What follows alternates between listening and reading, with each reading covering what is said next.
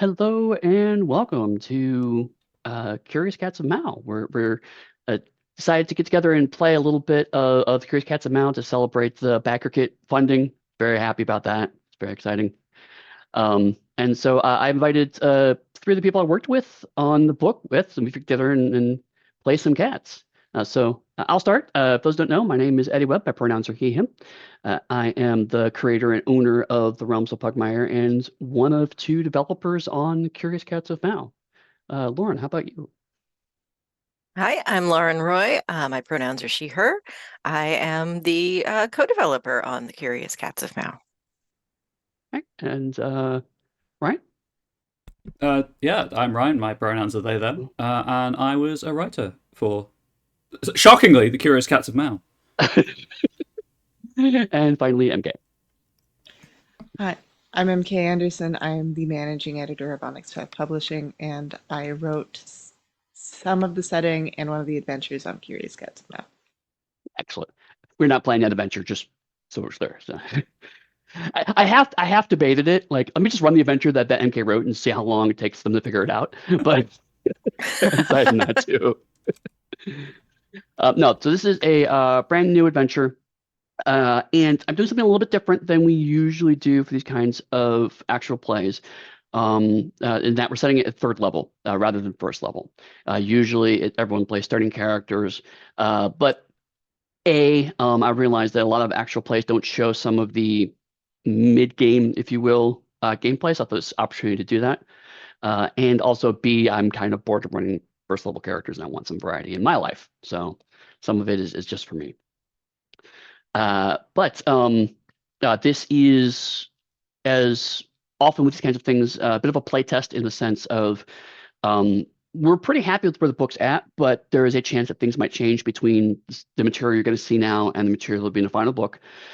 So while this is going to be, I feel, a very strong representation of the kinds of things you will find in Curious Cats of Mao, there is a chance that you may hear something today that's not in the book or may have changed between now and then. So I just want to put that caveat out there, as always.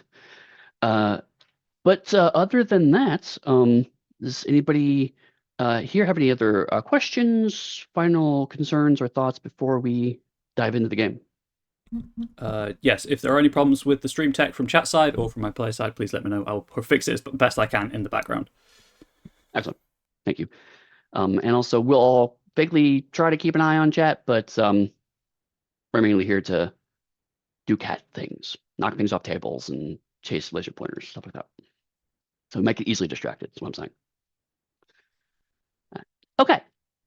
So all of you are playing cats. And for those watching who aren't familiar, this is not a cat in the way that we understand cats today. This is set far in the future of our world. Humanity has gone somewhere. We're not entirely sure where, and they've left behind these uplifted versions of their friends. So these cats can stand on 2 feet. They have paws with fingers, and they believe the worlds they've inherited to be some kind of magical lands. Secretly, it is actually a science fiction setting. They all believe this technology to be magical, but we're going to use fantasy game language throughout the course of the game. Uh, and all three of the characters are residents of the monarchies of Mao, which are the collection of 6 city-states where the cats have grown up and evolved over the past hundreds of years. This is their nation, if you will. Relatively recently, the monarchies have unified somewhat in the sense that they are now a collective known as the monarchies of Mao, rather being 6 distinct nations, but they still have their own national identities, and they have a leader called the dynast, which rules each monarchy. But all the dynasts now also themselves elect a monarch who rules over them collectively. This is a result of a relatively recent war between dogs and cats that happens a generation or so ago. Previously, There were some attempts for dogs and cats to try to come to some kind of more detailed resolution, something maybe to open up trade and have proper relations with each other. That has recently broken down. So the cats and dogs are not at war or anything, but certainly tensions are mounting. As a result of all of this, the previous monarch, known as Trelawney, she instituted a group known as the Trailblazers, colloquially called the Trelawney's Trailblazers.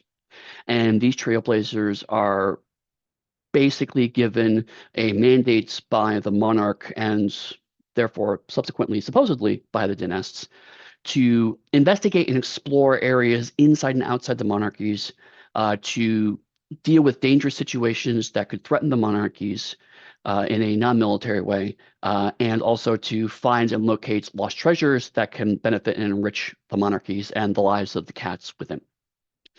So they are effectively state-sponsored adventurers. They're given a certain amount of leeway. However, a lot of times cats within the Trailblazers are forced or encouraged or cajoled to try to put their political interests above necessarily the interests of the monarchies as a whole. So there's some intrigue that comes with this kind of group. All three of the characters here, all three of the cats here, are members of the Trailblazers. They are a clouder of cats who have worked together once or twice in the past, so they know each other. They are on friendly terms, I assume. So they like to work together. They are not necessarily part of the same monarchy. And in fact, we will go ahead and move the camera as well. We've moved from the scrolling prologue at the beginning of the movie. We've now moved to the west part of the monarchies. We zoom in on the map, we see that there are different monarchies all around in kind of a rough circular shape. On the western sides, one gets picked out and it has the name Korat written across it, Korat. And it is nearby some mountains. It is nearby a heavily forested area, as well as bordering a few other monarchies to its east. And as the camera further zooms in, we start to see that there is a density of a metropolis that's relatively central to Korat, and we see that his name is called Heart's Blood. This is the capital of Korat. Even further, the camera zooms in further and starts to move in towards what appears to be a relatively nondescript building. It's only a couple of stories tall. There are a couple of cats around. There's a large field behind it, surrounded by a fence, in which we can see things like wooden dummies and racks of wooden weaponry. We can see archery things, targets set up.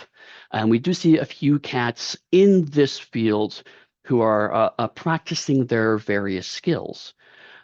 These three cats are you are training at one of the facilities set aside for the Trailblazers to make sure that your skills are still in good check, and also to work on various teamwork abilities. So we will start with Lauren. If you could describe your character and tell us a little bit about what your character is doing during this training session. Sure. So my character is Cordelia von Korat. She's big and stocky. She's a muscular cat. She is all gray with one white ear. And the thing that makes her look even bigger than she is that she is super floofy. Not like totally untamed floof, but just you look at this cat and you're like, where does the, floof end and the muscle begin? I'm not sure, and maybe I shouldn't try to punch her. So she's kind of stalking around, looking to every once in a while when she does any sort of training move, there's very much a tiny little, well, no, not even tiny, there's a bit of a flourish to her moves. She's Nice. very much enjoying what she does, and it's not quite showing off, but it's almost entertaining. So there's a bit of a aesthetic element to your combat style. Yeah. And so the camera watches as Cordelia is going through the motions, an occasional kind of a flip, and the sword flips up in the air, catches it in her paw, and moving around. Uh, and we see that Cordelia is extremely talented at what she does. She's very good at her combative skills. And then the camera starts to move over, and we see a second cat working alongside Cordelia. Ryan, describe your character and what you're doing. So Jarvis is wearing him is wearing a set of extremely well made but really poorly patched leathers. And you can see where the heraldic device that was clearly on them at some point has been scratched off, presumably with his own claws, underneath a cloak that's just festooned with hastily stitched on pockets and pouches. And he is working at a training dummy with a staff that's about as tall as he is, and he's like, average height for a cat. That's got this really incongruously crudely carved rock on top. That has this abundance of crystalline spikes and shards sticking out of it. And he's just essentially doing a staff drill against this training dummy. And periodically, the rock shards retract back into the stone, and his coordination falters ever so slightly, and then he mutters an incantation, and the shards spring out, and he's back with the kind of rhythmic grace that he has been exhibiting. Nice. And so we watch as it's a different kind of aesthetic, in the sense of it's not quite that same elements of pure combat grace, but rather someone who's supremely confident in their ability to manage and manipulate this staff in their paws. And again, like the almost hypnotic rhythm of that bit sliding in and out during the course of the combat draws the eye as we move around towards the third cat. So, MK, describe your cat and what you're doing. I'm playing Katie McCormick von Shadow. She is a black cat with a few white markings, and she's in a very neat sort of gray sort of robe and tunic sort of thing. And she, because she's a healer, she doesn't have much to do right now except for like try and talk people's ears off, which is sort of what she, so other people are training, so she's kind of staying out of the way, but she's just very excited, like, oh, you're doing such a great job. Oh, like that sort of thing. And, even though people are probably not paying much attention to her, and maybe she's a little bit of a distraction, she's just happy to be here. And if anybody gets injured or anything, she's right there.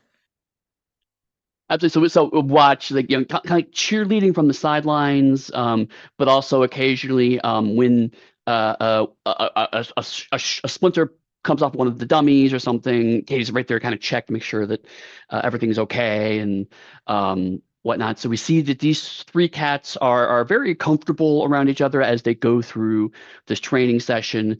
They are confident and generally trust each other's instincts, at least in the course of a fight and training. Whatever personality conflicts may erupt, we will see as the adventure goes on.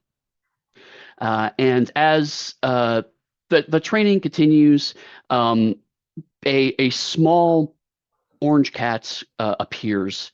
They are wearing kind of rough leather armor, something that was probably handed down from maybe a previous trailblazer at one point in time.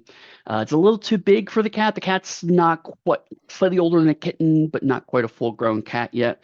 It's just kind of all fluff and gangly limbs. And they step into, and it's like, excuse me, is Cordelia here? Come to a stop against one of the dummies, sword sticking in, just sort of do that very intense, like, look right at them. They step back a little bit. It's like, sorry, I got the thing with the parchment with the words. It's all right. And I'll sort of like clamp a paw on their shoulder. Very I wasn't totally trying to scare them. I'm like, oh no. I was trying to be cool. You get the impression that they're a little anxious as a cat. Sometimes forget how big I am. So they take a deep breath. I got a letter for you, and I was told to give it directly into your paws. My paws are right here. So they reach for their pocket, look down, rumble around a second, reach for the other pocket, and pull out a scroll, a tightly bound scroll. And there's a wax seal on it. And then the cat hastily bows and then skitters off. Thank you. Well, Goodbye. I got to work on that. All right, let's see what they want. Crack open. Do I recognize the seal? Yes, it is the seal of House Korat. Okay. So you break it open, and the handwriting is very crisp and very, very neat and organized, but it's a relatively short letter. It says, Cordelia von Korat, we seek your assistance in a matter of some delicacy. Please meet with us at the Subtle Whisper. You may bring your Shadow Block associates should you wish. May Korat protect you. Ladora Siberian von Korat. All right. Have I heard of Ladora before? Yes. All of you have heard of Ladora. Ladora is the personal assistant to I have lost my notes. The personal assistant to General Byron von Korat, who is one of the potential successors to the aged dynast of Korat. So basically, the general who advises the dynast on military commands, that person, the person you've been written to, is their assistant. So extremely highly placed in House Korat. Right. Well, friends, looks like we have a request for our presence at the Subtle Whisper. Turn the scroll around so they can see it. Oh, this is exciting. I wonder what they want. Ladora is pronounced she, her, by the way. You would know that. It's a mystery to me, and I like mysteries. And you trust this Ladora? Ladora is a very competent assistant to one of the dynast's very trusted generals, so I think so. I just kind of grunt skeptically. Out of curiosity, does anybody have the criminal background? Nope. Okay. Just curious. Cat, curious. Something Mao? Yeah. Curious Mao. Okay, so do you want to do anything before you go to this meeting? Do you want to just stop what you're doing, immediately head off? How would you like to proceed? Is this our safe house, sanctuary, whatever? Basically, yes. Cool. This is not where you live necessarily, although if you need a place to stay, it is available for it. But basically, this is your base, for lack of a better term. So you're training here, you store supplies here. If you have people you need to keep safe and or incarcerated, or items you need to keep safe and or incarcerated, this is a place you put them in. Also, a storehouse for rudimentary equipment. So if there's like a common piece of equipment you want, you can just tell me, and I'll let you have one additional piece of equipment for your rucksack if you'd like. I'll go and grab stuff from my private supplies of seemingly random nature-based nonsense, and almost as a habitual afterthought, I would inform the Castellan that we were not the specifics, but that we were heading out. Okay. I do have friends in low places, which means I have criminal contacts, but I don't have the background. Would that be relevant to what you were asking? That's fair. If you would like to make a intellect or cunning roll, whichever one's higher for you, you may get some more information. Neither is great, but it's just a D20. Yeah, it's D20 and plus that. So difficulty 12. Okay, I got a 13. Okay. You have heard rumors, nothing substantial, nothing official, but you've heard rumors that Ludora also has her paws in the underworld of Heart's Blood. It's been rumored that she has been barred from a couple of areas in Heart's Blood, particularly because there was an attempted assassination attempt that has been laid at her feet. There's not been enough to prove it, but also separately, she has not been able to either provide the right evidence or duel the right people enough to get that taken off of her record. So there's kind of a detente of a lot of people suspect her of things, but nothing's actually moved ahead. Interesting. All right. I don't think I share that right now, but Okay. I might if it becomes relevant. Keep it in the back of your mind, and it's like, Yeah. is there anything else that the group would like to do before we proceed into the streets of Heart's Blood? Mostly just wash the dust off. Okay. Are you gonna wear your armor out? Or are you gonna change to like just more nicer clothing? Yeah, probably change into something a little bit less conspicuous. If Uh, this is a matter of the suggestion in the scroll was that this was maybe something to be a little bit more subtle about, right? implied, yeah. Yeah. But as many things with cats, nothing was explicitly said. There's a lot of True. inference and reading between the lines.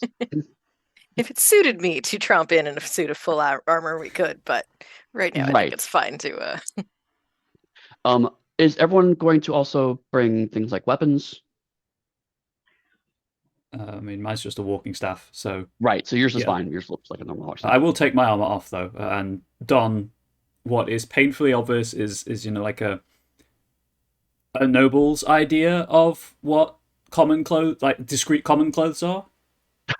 Right. So everything's like well laundered and well tailored, but it just doesn't have quite as much brocade and ornate Yeah. Stitching. Yeah. I think my character is probably going to bring. I don't think she has any weapons or a focus or anything like that. I Your don't voice see is that on the mainly, character. yeah. Yeah. So I think she's not even going to change clothes because I think she's got a real thing about like not bowing before any house a Okay. little bit. Okay. So yeah, she's just going to look like she looks. Okay. Lauren, Cordio's one's probably going to have the biggest challenge here for weaponry, hidden weaponry. I'm feeling like in Korat it's probably cool to still have your sword and shield on you and not really raise a lot of eyebrows. Yeah. Yeah. Borat is a bit like either medieval Japan or Renaissance Italy, where a certain amount of casual weaponry is allowed to be carried around as long as you're not constantly waving at people's faces. Yeah. So if you're carrying a sword with you, especially if it's peacebound, and if you're a member of a house like you are, you probably won't get second looks. But if you start drawing the weapon in the middle of the street, that's a different situation. Yeah. I won't be stabbing any passersby, but I'll have it on me. Just because You say that now. Yeah, I know. I mean, look, if they start something, We're not taking stabbing completely off the table. no. We're just, lessen the likelihood. What do we know of the subtle whisper? Like who hangs out there, or is it like what kind of a bar is it, or a tavern? If anyone who wants, you up and roll if you want to. You can roll intellect with this. If you have no culture, you can add your proficiency bonus. Difficulty's 10 though. It's not well known, but it's not secret either. That'd be a 10 for me. Yep. Which I imagine anything I know about it is just because I slum it periodically, and it's right. So this is a dangerous place. I'm in.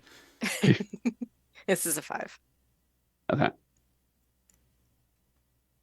You're muted, okay? Where would I look up culture? What kind of culture I have? If you have the skill no culture, it'll be listed. If it's not listed in your skills, you don't have it. That's all I have to worry about. Okay. So I roll again. Yeah. I'm hoping in the next edition we'll have like a little checklist of all the skills, but we'll see how that goes. I'm not sure I know what a tavern is with this role. So.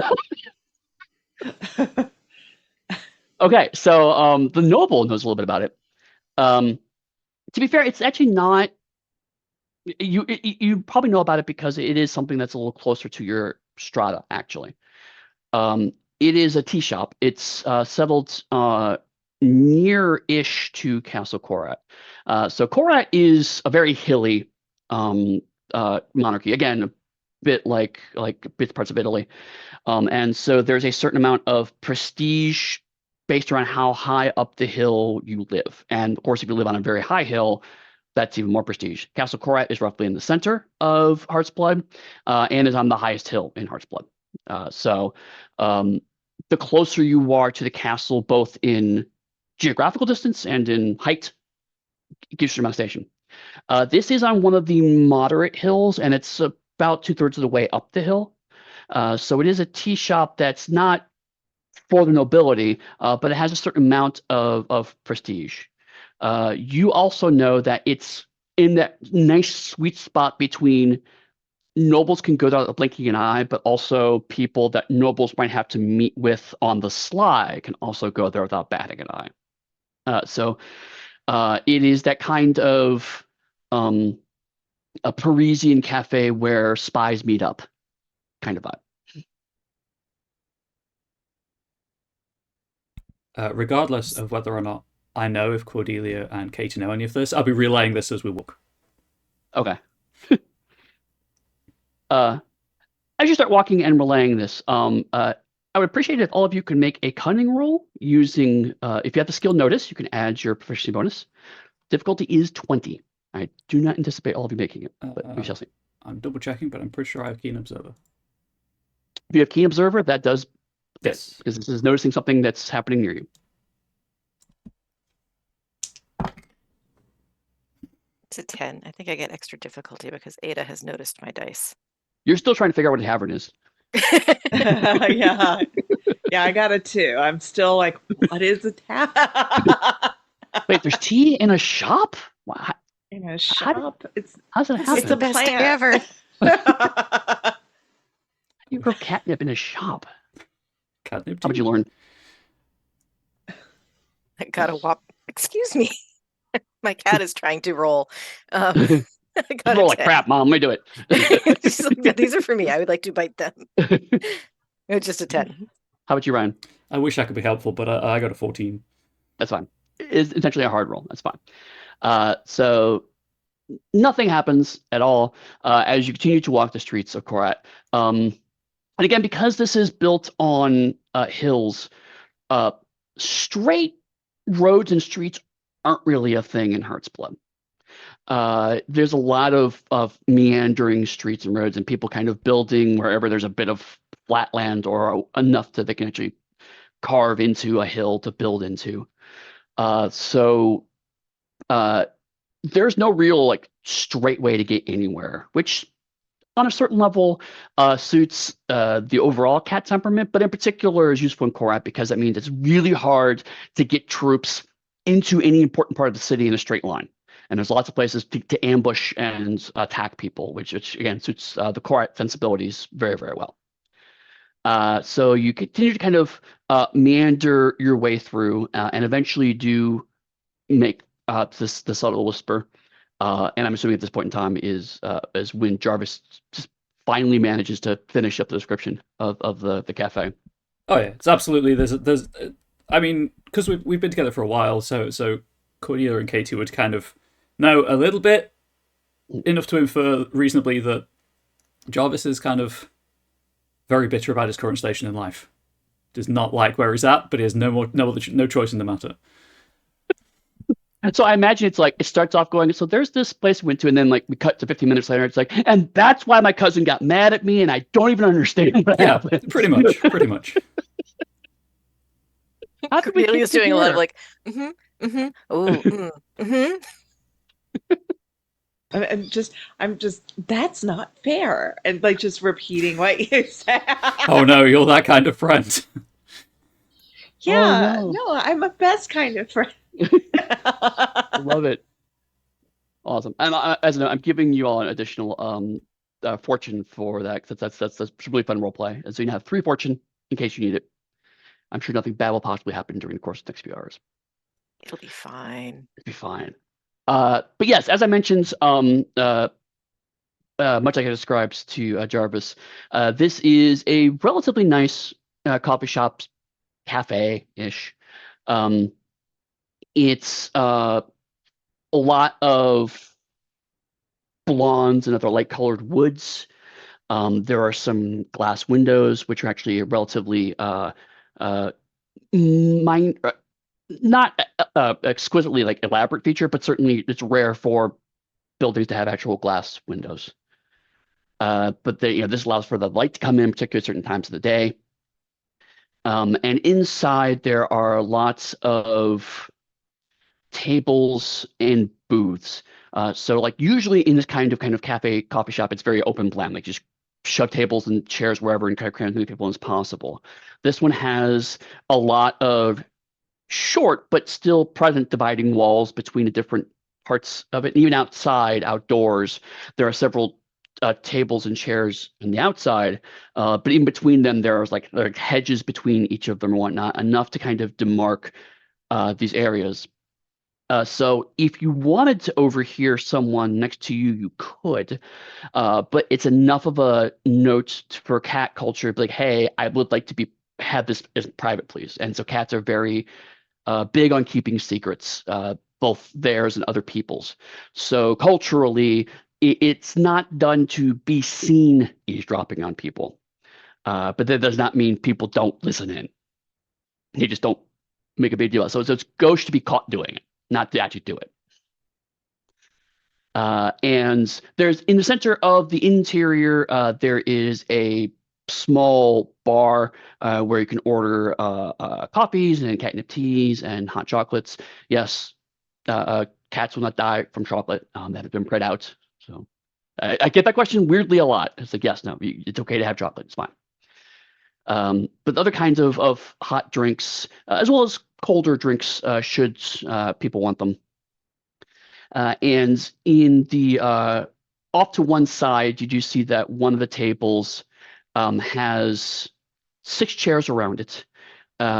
One of them is a cat who's got perfectly gray, fluffy fur, not to the floof level of Cordelia, but a little fluffier, particularly around the neck, and is wearing a black and red military uniform. And on either side of her are 2 cats, one black, one white, that are wearing thinner armor. It's more of a lacquered than metal armor, but it's so clearly wearing armor, and they're pretty obviously soldiers. Maybe I am underdressed. She says it just very softly as we walk in. Certainly, all of the other cats, again, no one wants to be seen as staring, but you get the vibe that this is disrupting the clientele a little bit. Whisper as we approach. Maybe we should take this outside, just for form's sake.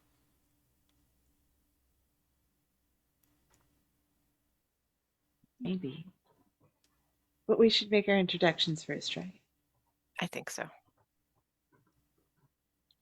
So you step up. Yeah. Okay. The cat in the center, who pretty clearly is Lidoro Siberian Monkorat. She stands and says, Cordelia Monkorat, it's a pleasure to meet you. Please, you and your friends should have a seat. Certainly. I introduce this is Jarvis Fun Rescue and Katie McCormick Von Shadow, my companions. She nods to both of you. Katie, because you're very used to these kinds of social dynamics, given what's going on, you definitely get the vibe that you are getting the bare minimum amount of respect. I think just smile bigger and ask, "How are you? It's so nice to meet you. Thank you so much for the honor of inviting us." So And you're doing that thing where like it's clear she wants to turn away, but now can't because you're talking to her.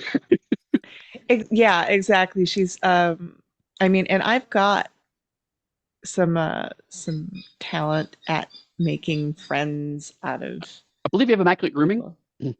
Yeah, exactly. Yeah, go ahead and make a presence roll to try to Okay. charm this stuck-up bureaucrat. So I've got a +3 to that. What does immaculate grooming do? It adds a boon on presence check. So what does So that that? means a boon Or means you can roll a second d20 and choose the higher result. awesome. It is totally not an advantage. It's a completely different thing, legally speaking.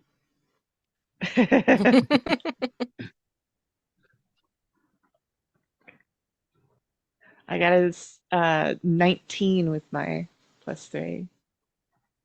Um, So so this is a face you're familiar with seeing is someone who doesn't want to be your friends and can't help kind of smiling back at you because of your friendly voice and big smile.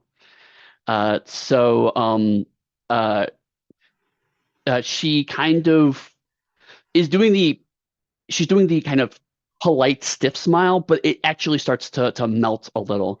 And so she shakes your paw a bit more, and it's like it is nice to meet you, Katie, McCormick Von Shadow. Uh, so we have business.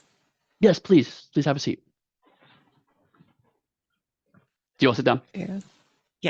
Yeah. Okay. As a note, there's generally speaking, with chairs in the monarchies, even if they have a wooden back, there's usually a hole in the bottom of the back, so you can kind of slot your tail through and sit down.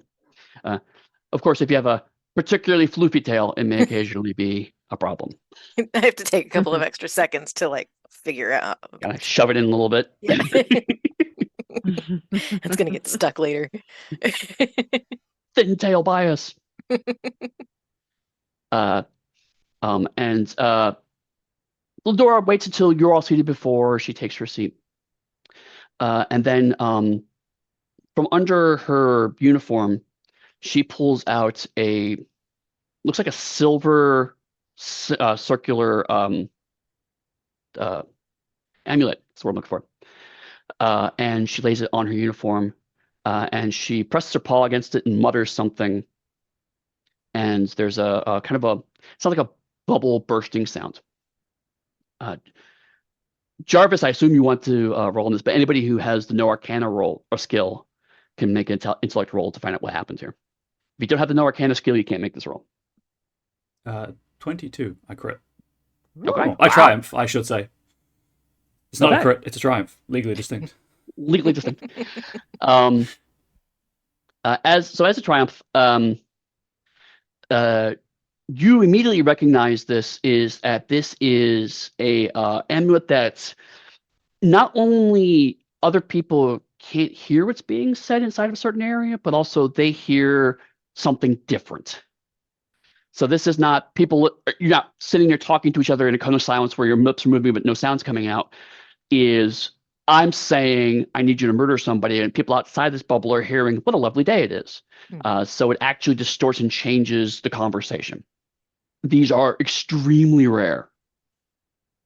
Cordelia and Kate have been with Jarvis long enough to know that the slight ear twitch that basically no one else would pick up on is, I'm seriously impressed right now. Right. And because you rolled a triumph, I will also say that it is likely that Lodora, this is probably not Lodora's. Someone probably gave this to Lodora to use. So this is being loaned out, which again, loaning on an artifact is rare. Also, an intact artifact this powerful is also pretty rare because a lot of times cats will destroy artifacts to try to reverse engineer their magical abilities. So the fact this is still intact is also separately rare. So yeah, you're deeply impressed, and also maybe the only person at the table who kind of really realizes just how deep in the political waters maybe you are at the moment. There's an Uh, unnerved tail twitch as well. and I'll say that your colleagues, while they may not know the nuance of this, are at least familiar enough with you to kind of recognize, oh, hey, there's something going on here. Jarvis is nervous for some reason. Yeah. So Ladora waits a moment, then starts to speak and says, I need your assistance in a concerning matter. I need you to locate something well, for all the monarchies, but in particular for the glory of Korat. There is an artifact that has rumored to have surfaced recently. It is known as the Paw of Fate. It is about the size and shape of a paw. It is made of clockwork, of brass and gold and silver and perhaps some gems. And it is rumored to grant the possessor the ability to shape their own destiny. That sounds serious. It's quite serious. We have already heard that there are spies from Pugmire who are on their way to Korat to try to gain this for themselves and their own needs. Which is why we need a group who are both talented in these kinds of acquisitions, but not so visible that it will raise attention. And given, oh, go ahead. Go ahead. Oh, by all means, you I may was be simply answering going my to say question. that your past work and specifically your loyalty to the house made you an ideal choice. I appreciate your faith in us. Uh, are there rumors of where we should start looking? Do we know who possessed it last? The rumors have started in Heart's Blood, and as far as we know, have not moved beyond this monarchy. The information I got is extremely recent. So, and there's a need to move quickly in this matter. So we believe that the information may be somewhere here in Heart's Blood or nearby. Beyond that, I have no information. I need to simply make sure there is a team moving on this as fast as possible. So I hope you forgive the lack of adequate intelligence, but I trust that your group will be able to acquire what is needed. We will look at the other two. Certainly get on the researching and seeing what we can find out. If I may ask, what is the payment? You see Ladora's ear kind of twitch slightly, and she says, if you need a concrete amount, we can come to that decision here, but suffice to say that the people I serve will be extremely happy to reimburse you, whether that is in simple plastic, whether that is in an elevation of standing, perhaps even a minor position, political position. That's serious. That's quite serious. It is not a secret that those of my house do seek to increase our relations with the Shadow Block.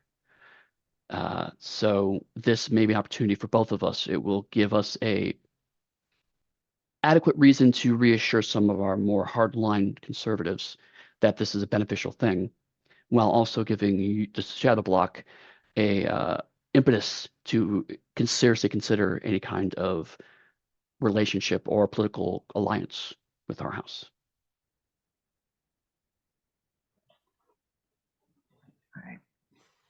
All right. You certainly have my attention, and I'm in.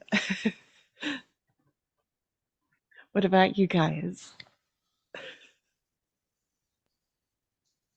I'm always happy to help House Korat. We've been together as a party long enough for Jarvis to have learned that perhaps he's not always the best person to take the lead in these kinds of discussions, and is happy to leave it to the expert in Katie's skills, and is just clearly wants to say something, but is restraining. I'm restraining myself and I just nod, like the barest degree of respect and acknowledgement. While you're doing that, if you go and make presence rolls, this is to get a sense of some of the social dynamics of what's happening in this conversation. Would this be one where I would get the benefit of my immaculate grooming? This is not about making an impression. This is about learning some of the social nuances of this conversation. So that is not necessarily appropriate. However, persuade would be a useful skill to have in this case. Okay. I have 13. Okay. 5. 21. 21. 5. 5. Okay. So Jarvis is just mad. Yeah, pretty much. Mad. For Katie, there's a little bit of too much to be true about this. Yeah. To have a high-ranking Korat straight up admit, in a plausibly deniable way, mind you, but still straight up admit, we're willing to give the Shadow Block a minor political position, seems like there's a catch here somewhere. Yeah. Cordelia, you have a slightly different perspective on this. You do know that it's true that Korat have actually been wanting to build alliances with the Shadow Block. What was kind of euphemistically a reference to hardliner conservatives refers to people who believe that the Shadow Block are not, frankly, noble or worthy of an alliance. But basically, any kind of alliance should be with the Shadow Block, subordinate to Korat, not as equals to Korat, which you know full well your friends will not go for. So for the more or less third in lines that Dynast potentially to admit this, again, even in a plausible way, is staggering. You don't. I leave it to you whether this is straight up lying or whether this is political desperation, because it could be either from your perspective. But certainly, this Paw of Fate thing is a big deal. And the other thing is, because of a relatively high roll there, is that the general doesn't move this fast. The general is generally pretty conservative. You do know that the general and by default his subordinates tend to be pro cutting off relations with Pugmire. They're very much anti-dog in that regard. But even then, they know enough not to rush into any kind of conflict. So they have been carefully laying the road for their own agenda for quite some time. So for anything to be like, hey, we threw this together in a day to hire 3 people, 2 of which aren't even Korat, is interesting. Maybe not necessarily alarm bells, but certainly interesting. Yeah. A thing that I noticed, but I don't know if Cordelia would have noticed, is Ladora said the people I work for. She didn't say the general, she didn't say the Dynast. Did Cordelia notice that? I'll say Cordelia noticed that. Yeah. Okay. Yeah, that's fine.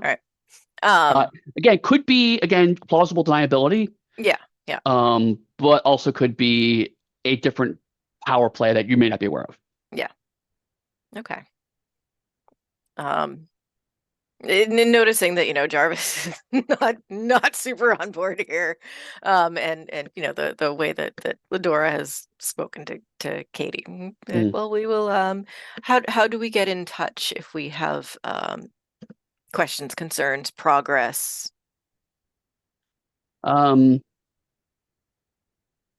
This might be the best way to do so.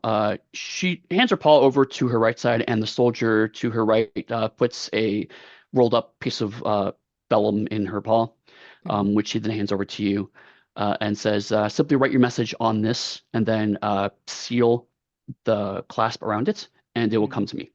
Mm-hmm. Jarvis, you recognize this. This is a pretty common artifact. It's basically a sending message. You write on it, and it casts the sending spell to send that message.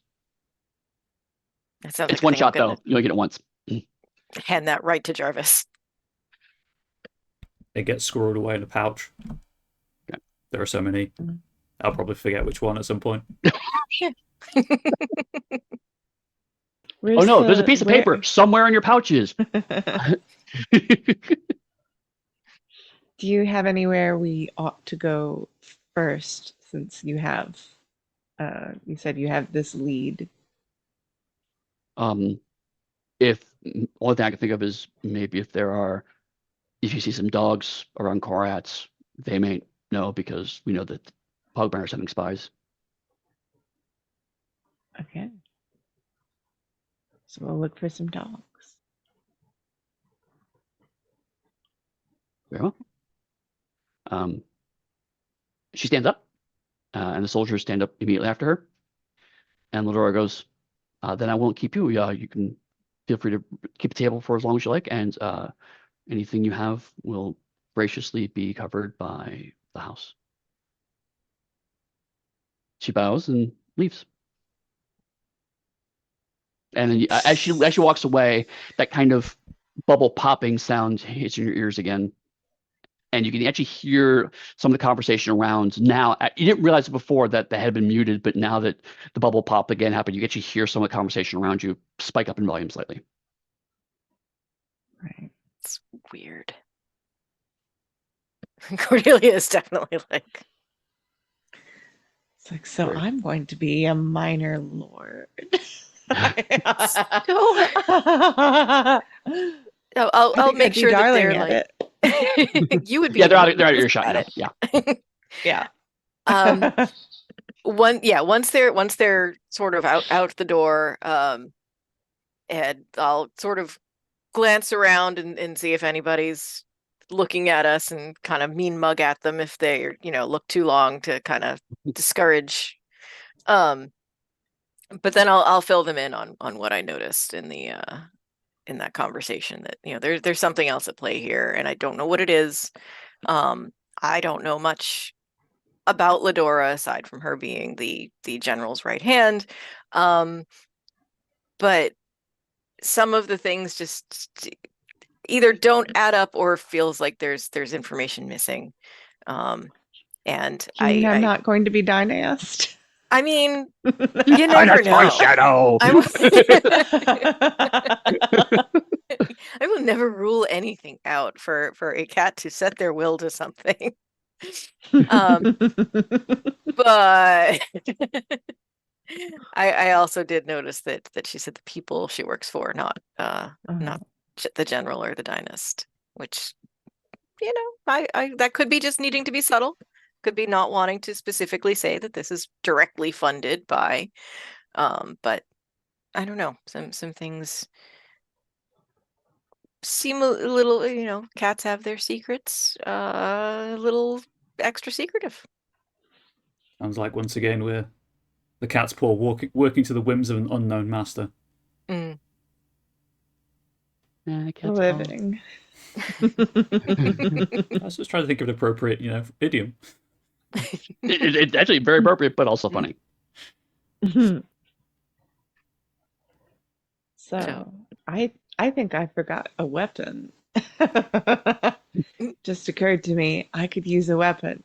I'm like looking around if there's like a steak knife or something I can swipe. Sure, yeah. There's you have a whole play cutlery next to you. Just sort of we're gonna steal one piece of silverware, maybe put a piece of plastic.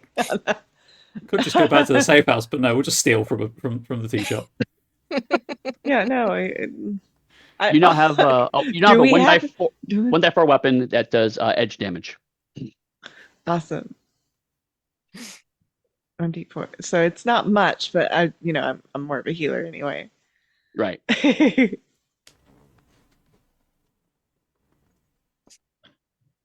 But this checks out as far as the two of you are concerned.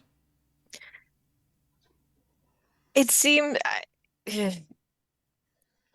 I won't say that we're necessarily working directly for the Dynast here. But is this the sort of thing that, like, as trailblazers, do we kind of every once in a while get these random missions that we're like, we have no idea what's going on. We're just told to go get the thing, so we go get the thing and hope for the best.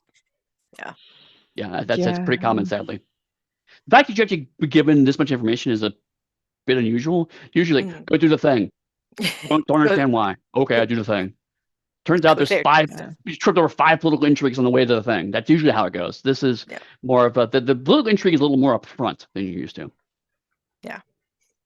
Yeah. So I think it's a worthwhile job to take on, especially if it, yields what Ladora suggested it actually would. And if along the way we feel like there's something missing, we have our best judgment we can use. Yeah. I am like a little trying to think. So we're going to be looking for dogs. So we're going to be looking for, Pugmire spies. But do we just walk up to some dogs and say, "Hey, I heard you have, you might have, yeah, are you a spy?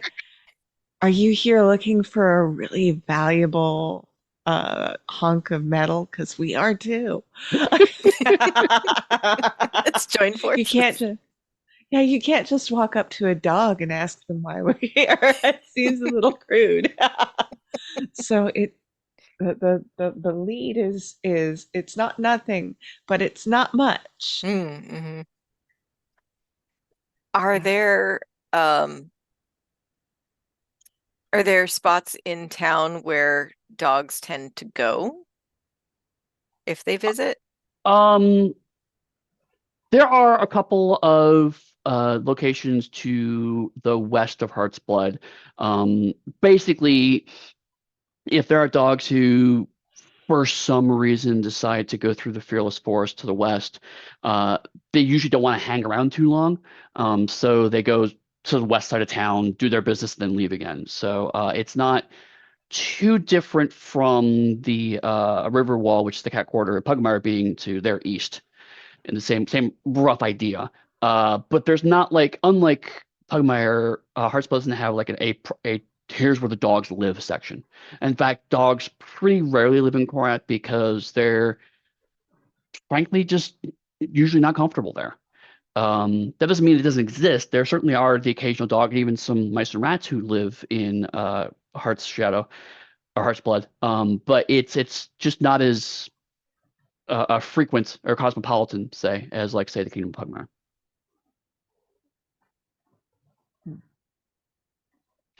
So I mean, you have some options.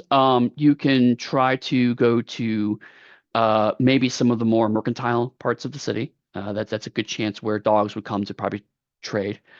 You could go to the seedier parts of the city, where if dogs are there for nefarious purposes, they try to blend in.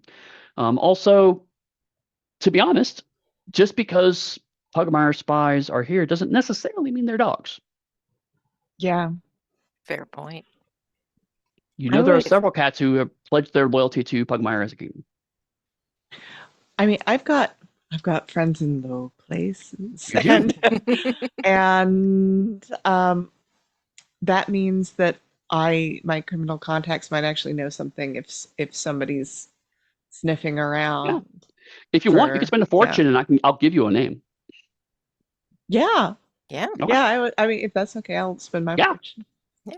Cordelia, at this point, it's like, this is an artifact. This is clearly a thing that I have no knowledge of, so I'm going to defer to my two friends who are much more versed in all things magical. I just look at them and go, "Ooh, shiny. Does that glow? Right. What happens if I poke it?" And you're probably both going, "Do not poke that." So, Okay. What are you doing? Well then, yeah. Because you have friends in low places, one of those friends is a white cat named Pickett. Pickett is the proprietor of Pickett's Pawn Shop, and it is a pawn shop where there's the front of the house stuff, which is available for plastic and anyone can get access to, and then there's the good stuff in the back, which generally you can't buy with plastic. You got to buy with favors or something else. So it's good chance that if there are dogs sniffing around looking for a strange artifact, they're probably at some point in time either going to end up at Pickett's, or people are going to direct them to Pickett's, or Pickett's is going to bamboozle them into buying something crappy. Which is what's absolutely happened to Well, Jarvis in the past. Jarvis is not bitter about it all. no. So I think I tell him, I know a fence named Pickett, so let's go visit, maybe. Just tail bristles instantly. Just while I'm thinking about it, do I know anything off the top of my head about the Paw of Fate? You can make a no Arcana or no History roll if you have either of those skills. Intellect either way. Yep. I have no Arcana, so that's a 21. Okay. Even with that roll, you don't know a ton. You do know that there are some artifacts that are rumored that man left behind that do, to be blunt, manipulate time. You have heard stories about some dogs that went to a tower at one point in time and ended up going back to the place where they started before the trip even began, and have since been talking about living the same events over and over again before they finally managed to break out. You have heard of cats going to beyond the North Mountains and finding a place that was both way too big to exist within the walls that it was pretended to be inside of, and also they came out and months had passed when they thought was only a day or two. So to have a paw that can rewrite someone's destiny is not as ludicrous as it sounds at first blush. But if you knew anything more concrete than that, someone would have it in their paws already.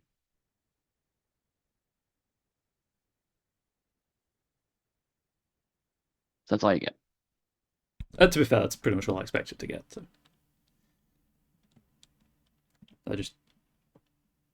I'm muttering this kind of thing under my breath as we walk, because. So are you gonna leave the shop, or are you gonna steal any more cutlery on the way out, or? Okay, so you step out. Step out into the streets of Heartsblood. If you all could make another cunning check.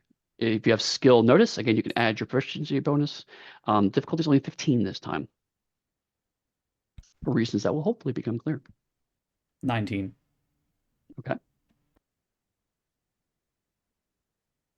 13.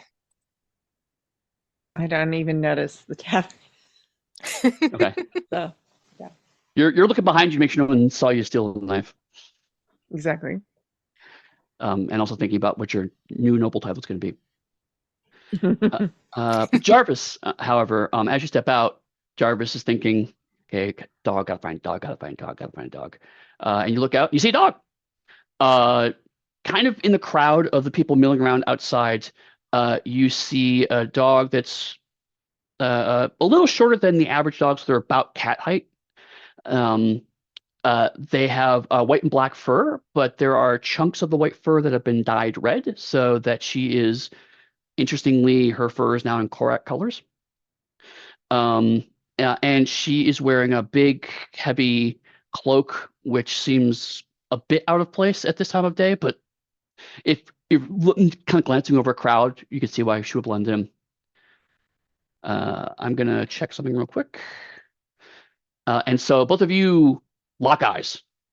Like, they got a moment of you see each other. And she starts to wander away from all of you. I will, under my breath, so just Cordelia and Katie can hear, point out the dog and follow. As unobtrusively as I can, but that's really not my wheelhouse. Okay. Are you going to go stealthily, or just kind of go with the flow? Are you gonna... Jarvis walks like the street belongs to him, so stealth is not really an option for him, because it would never occur to him. Right. Okay. Yeah, I don't think Cordelia is particularly stealthy. And I think I'm like withholding like an impulse to say yoo-hoo, like that just kind of Fair enough. yeah. We are Can I the make a It's just friend? subtlest like party. I made a friend. yeah, I might I like might actually start asking like should we say hi like to you guys and like just because I mean obviously they're a fan of Korat. Like maybe they know other dogs. Like I'll tell you what, I will give you a fortune if you just give in and shout, "Hey, friend!" yeah, Do it. All right, like done. oh yoo-hoo, hello. Just- All right, so you now have 3 fortune, and the dog looks at you and runs into the crowd. oh, we're gonna run. Now we have a chase I scene going think on. yeah, I'm gonna start running. Why not? We're gonna have a Okay. little chase. So you are both on 2 legs, so you're both running at 30 feet right now. So all that really matters is that the dog is basically 2 lengths in front of you. So we're going to make vitality rolls. If you have traverse as a skill, you can add your efficiency bonus. Everyone who succeeds, who beats this dog's roll, will close 1 length. Okay. If you fail, you stay at neutral. If you roll a 1 and therefore botch, you let you fall behind a length. Okay, so right now, let me roll first. Difficulty you have to beat is, oh my. Oh no. That is a 21. So roll a natural. Okay. Oh dear. And what do we add So to it's vitality. this So one? it's vitality plus if you have traverse, you can add your proficiency bonus. The other thing also, if you want to go on all 4 feet and run, that will increase your ability, and I'll give you +2 for that. But it does mean that you're pretty obviously running after them, and that's going to draw attention, even more than just chasing after a dog. Now, where do I add my proficiency bonus for the? Where do I find that one? Or sorry, experience bonus. My apologies. It's My +2 first- at Okay. this level. Experience bonus is +2. Yeah. Okay. I'm still wrapping my So head around the new terminology. I do have traverse, but that only got me up to 18. yeah, I'm at 20. Oh, you're so close. What close. what distance Oh, are we what talking if I about? get okay? What if I get down on 2 feet? Because I didn't decide to do that. All right, yeah, if you In want which to, case, you can close. yeah, I'm gonna yeah, and I'm just gonna go hey, like just what's up? Like Okay. what? So you're a little bit closer. To your question, Ryan, you're about 60 feet away. Okay. Okay. And Katie is about half that. Um, Because she just really dropped everything from her paws. I was like, "Hey, friend!" How busy is the street that we're running Yeah. along? that's my follow-up. It's not crowded. So it's kind of midday. It's so people who have walked to work have gone to work. People who've walked home have walked home. So this is kind of shopping crowd. People who are maybe taking an early lunch. So there's about maybe a paw full of people on the streets. Trying to judge some things in my brain. I thinking of slinging a spell. I am thinking of one of 2 spells, as which would occur to Jarvis first. But if it's not too busy, I'm actually going to stay. Well, I'm not going to sprint straight off. I'm going to grab a handful of crushed petals from my pocket, grab some like just dust from the ground, rub my hands together, and throw out a gust of wind to blow Cordelia and Katie in the direction of the dog. Oh, Okay. okay. Because they're the meat shield. That's Yeah. they're better in the situation. Then what I'll say is that you're out of the chase. Mhm. But Cordelia and Katie can now roll with a boon, which means you can roll 2d20s to pick the higher result from the next one. And you have to beat now a 10. So I'm gonna say the wind is kind of buffeting the dog around as well, which is actually slowing her up a little bit. So so you both roll again, the same roll as before. Vitality roll with traverse if you have it. If you're on all 4 paws, you get +2 on top of your experience bonus if you have traverse. and you have to beat a 10. Okay. So I've got a 13. I might use entangle. Okay. What does Entangle do? Entangle makes a grasping, writhing undergrowth that bursts out of the ground in a 20-foot square. This might be a little bit a bit much for just somebody. I'm not going to use that because they're not hostile, and they're going to be Well, hostile if I make a bunch of vines come up and grab them. I mean, that's fair. I will say that given the winds and the chase, people have started to move out of your collective way. So if you do a 20-foot square thing, you're not going to get anybody else except for the person you want to entangle. So I'll at least give you that to consider. Okay. I But just certainly it's it does feel a bit more aggressive than just hi friend. yeah, no, I think I'm catching up well enough that I'm not gonna use Yeah, with 13 offensive magic. you'll be able to touch the dog. Yeah, it's just yeah. Yeah, I'm gonna How about get Cordelia? up How's Cordelia doing? I got an 18. Okay. And I'm kind of debating, like, if there are people that are still in the way, I'm kind of thinking she's gonna shout, she's gonna do the Fezzik, she's gonna do the everybody move kind of thing. Fair enough. Um, I'm just gonna give just it to to you. try to get them to like scatter a little bit. You're a big fluffy cat who's very loud, so I'm gonna say yes. They just scatter out of the way. I'm not Yeah. going to make you roll for that. Okay. And that gives Katie the chance to get a little bit closer, maybe fewer people to have to dodge around to get to her. Right. Yeah. So Katie, you're Cordelia's pretty close. Katie has now literally grabbed the cloak if you wanted to. Yeah. Yeah, I think I am. I'm gonna be like, why are we running?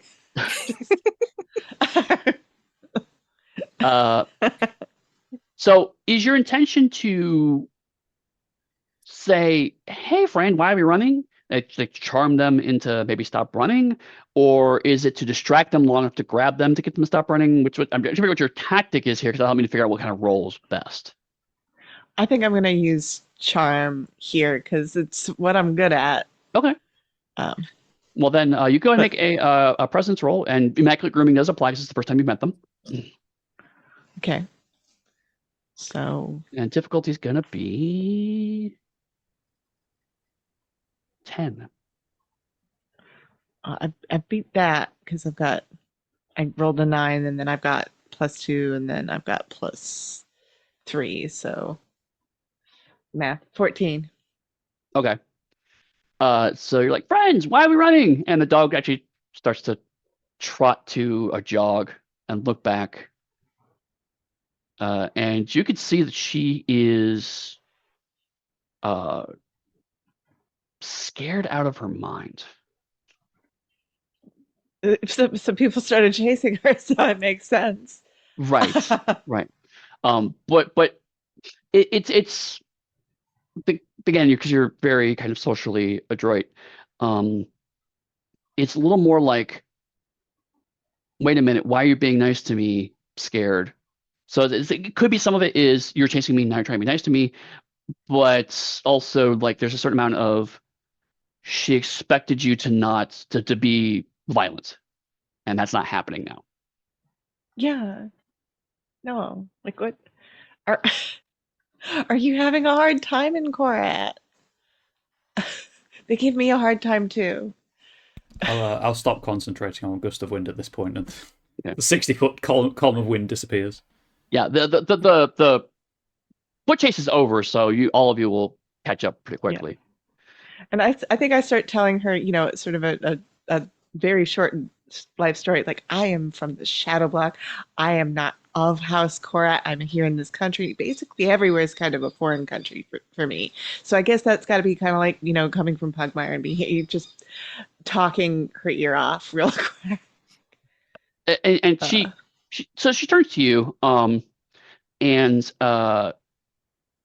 you can the cloak kind of falls up a little bit. You can see that she's wearing studded leather armor. Again, it's black and red. Cordelia will actually recognize it as this is House Korat armor. It's not good House Korat armor. It's kind of House Korat armor they give to new recruits into the military. But this is military armor. Hmm. And specifically, it's Ha- Korat military armor. Have I heard of any dogs being accepted into the house military? You can make an intellect roll. Okay. I'll give you a boon because this is your house that we're talking about. Then once you roll that, I'll tell you, and then I'll answer your question. Okay. 17. 8 no. I'm helping. She's like, let me see if I can make that a 20 for you. No, honey, that's how we watch. Yeah, 18. Right. Sorry, 17. Yep, goes off the table over the floor.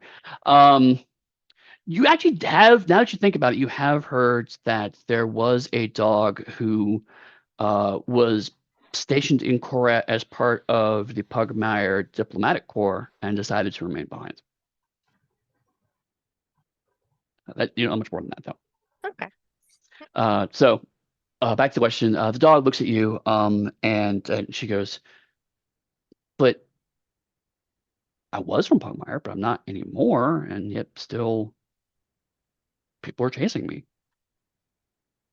Oh, I'm sorry. Like we just saw you like turn, and we were told to like look for a dog to talk to or whatever, and there was a dog who ran. So we were like, well, maybe this is the dog we're looking for. We're trailblazers. So But we do things like go aren't you on working quests and stuff. for Ladora, Siberian? Now, why would you know that? That's an Ooh. interesting question, isn't it? So this is She looks at you for a second, and that kind of like, are you being friendly or are you genuinely not aware? And then she goes, well, Ladora went into a building, and then all three of you went into the building, and then she left the building, and then you left the building. so you were watching the building. Yes. Okay. Now we're getting somewhere. Now, why were you watching the building? Were you looking I followed for you. what, Lador? You followed us. Right. Why were you following us? Because I knew. Do you really not know? No. Because Ah, Dora sent the letter to you, and so I wanted to see what you would do. And then you came out and you started chasing me, so I assumed you were trying to kill me, so I ran. But now we're talking, gotten and it. this is all very weird. Okay, so you work for somebody who wants to know what Lador is up to. I, I, I'm working for myself. Okay. Could I sense motive on that, please? Absolutely. Yeah. Make a presence roll. Could I also sense motive? Sure. Yeah. Everyone can. 16. 22. All right. So for 16, the dog genuinely seems a little baffled. That said, cat opinions of dogs' social abilities are generally culturally a bit lower.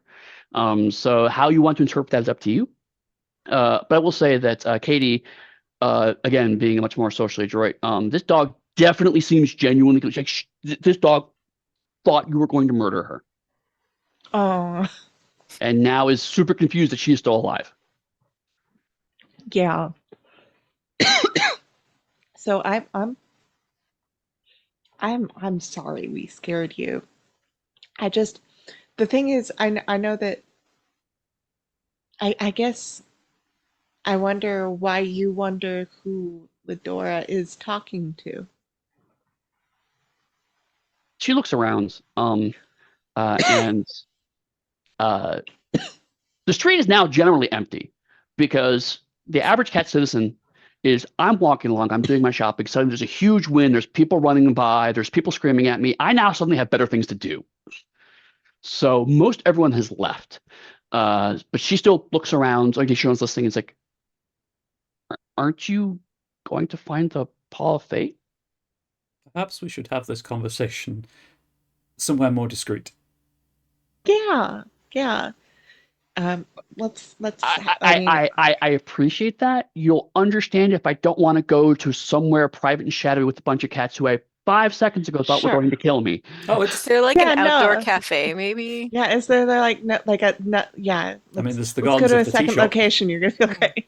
Yeah, and you can go back Yeah. to the Whisper if you want.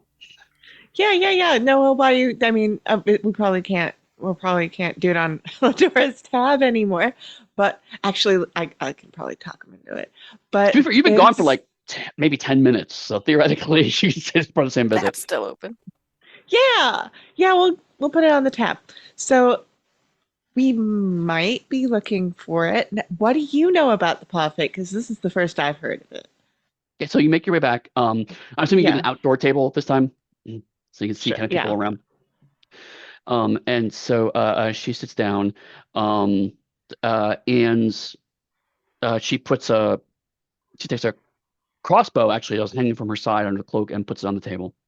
Oh, I like that model. It's actually quite a nice crossbow. Again, styled in black and red. Trying to put her, I mean, Cordelia's not she's very impressed watching Katie work. She's like, this is great. You do your thing.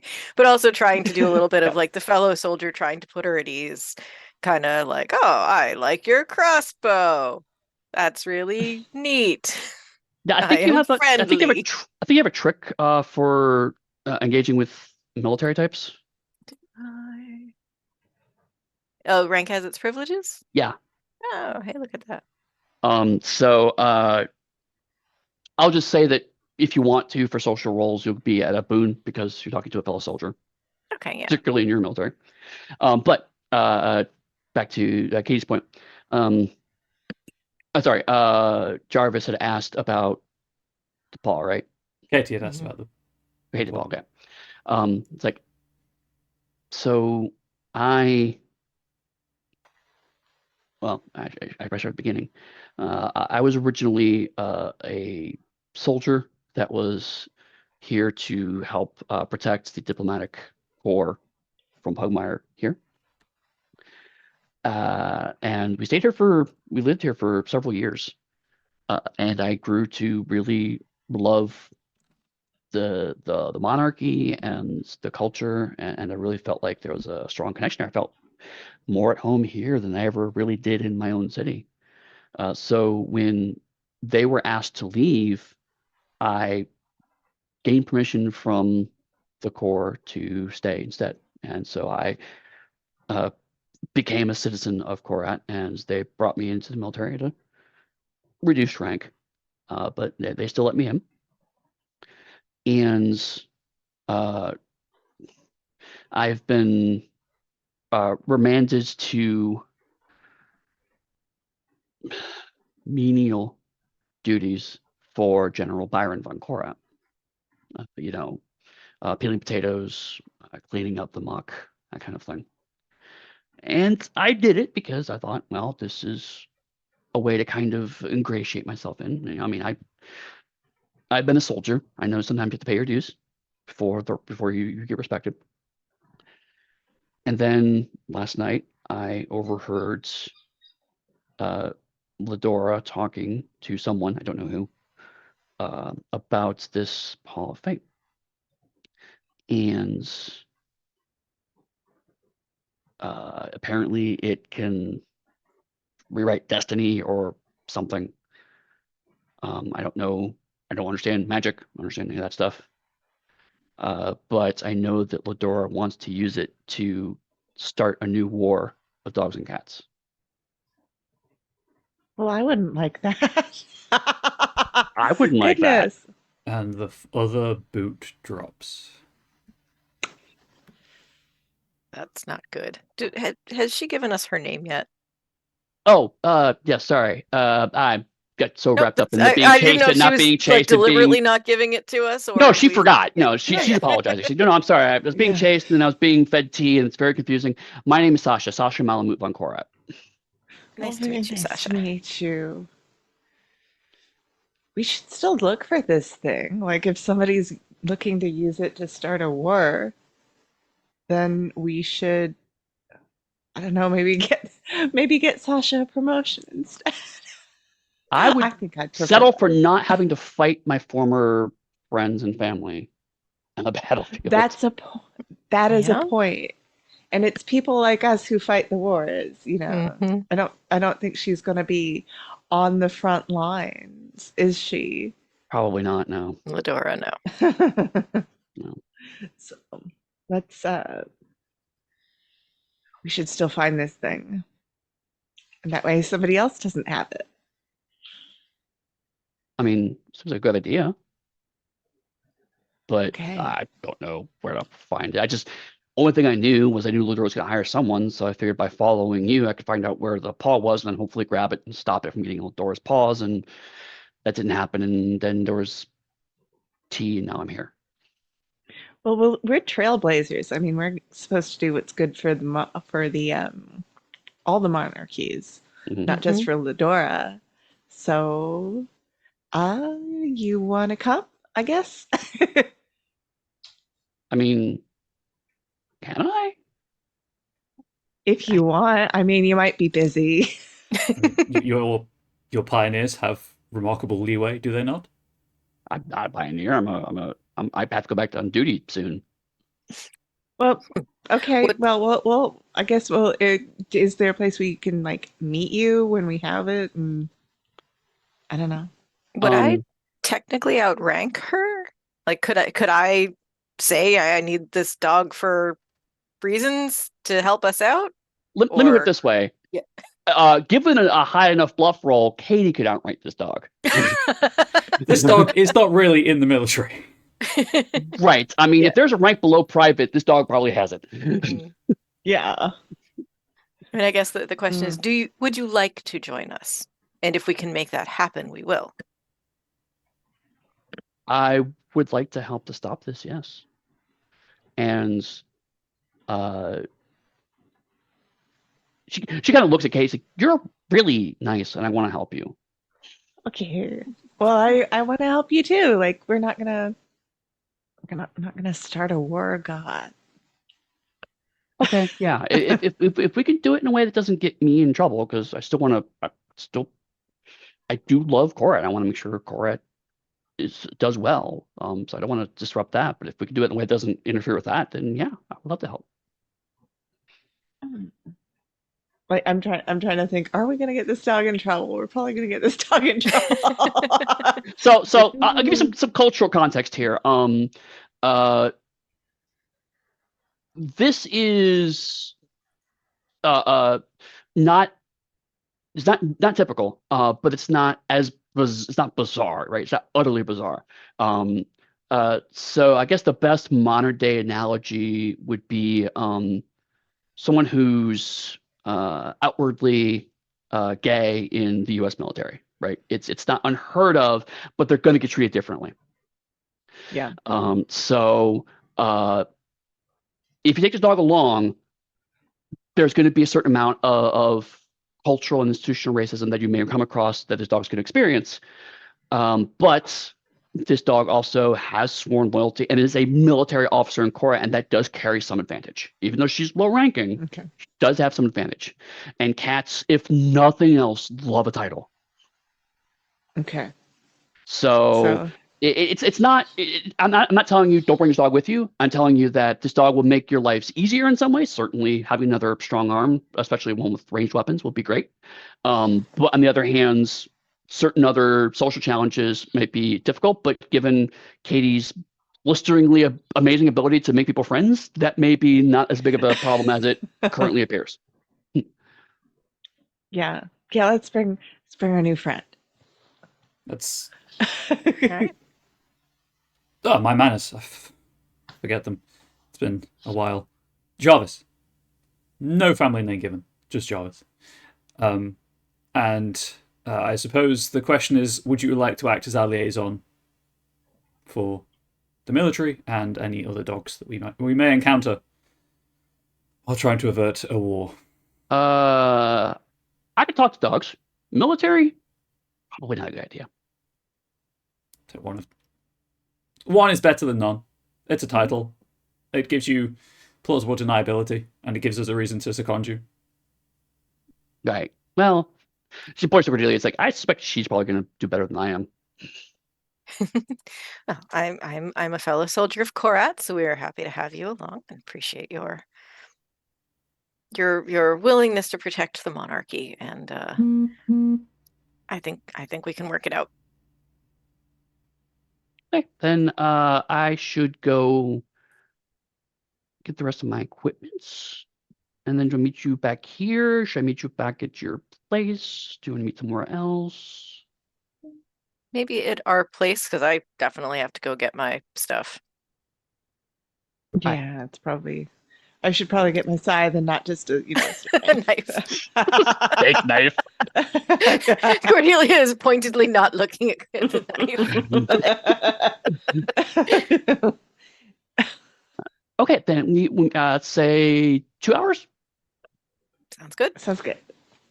I'll dash off a little note in official sounding language and would I know that Jarvis might be good to help with that make it sound good kind of thing?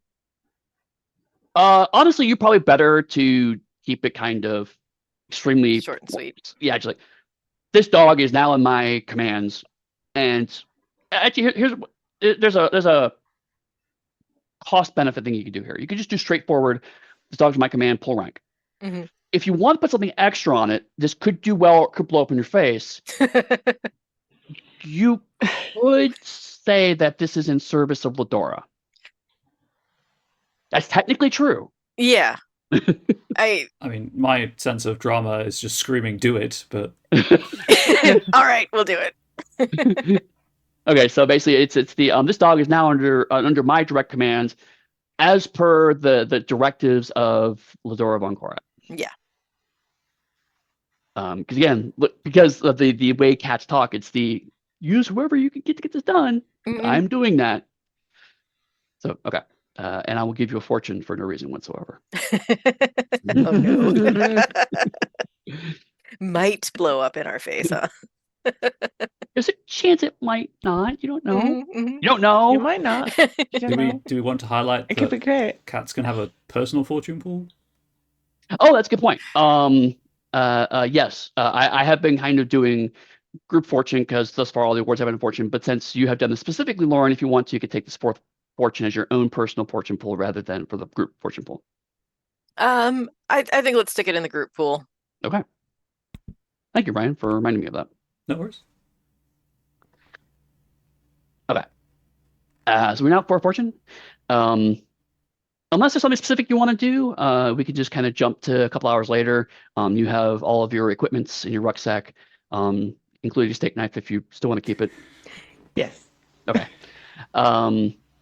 As I mentioned before, if you want to, now that you have a better sense of what's happening, if there's a common piece of equipment you want to just add to your rucksack, you can do that because there's no cost you have to track. It's not that kind of game. Rather, it's just if you want something like rope or hooks or lanterns or rations, that's just available at this base that you can just take one of. Mm-hmm.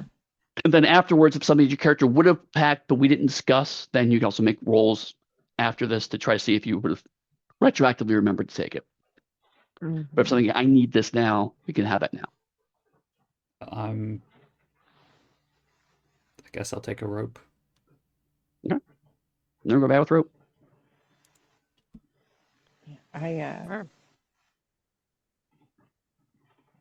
trying to think of what else we might need. I mean, if you want to switch right now your steak knife for like a proper dagger, you can. Yeah, no, I've got among my equipment, I've got my scythe. So I've got, so I'm going to bring that, but that's already on my equipment list. So I'm trying to think of anything. You can do that. Yeah. So maybe some rations just in case. I've got a lot of food prep kind of gear with. Oh, I'm sorry. That's I've it. got a lot of food prep kind of gear with me, so I might as well bring some food. Yeah, rations and torches are always a good fallback if you don't know what to take. Yeah. Yeah. Yeah, so you take rations. Lauren, is there anything you taking? I think same. Some rations, some rope. Okay. There we go.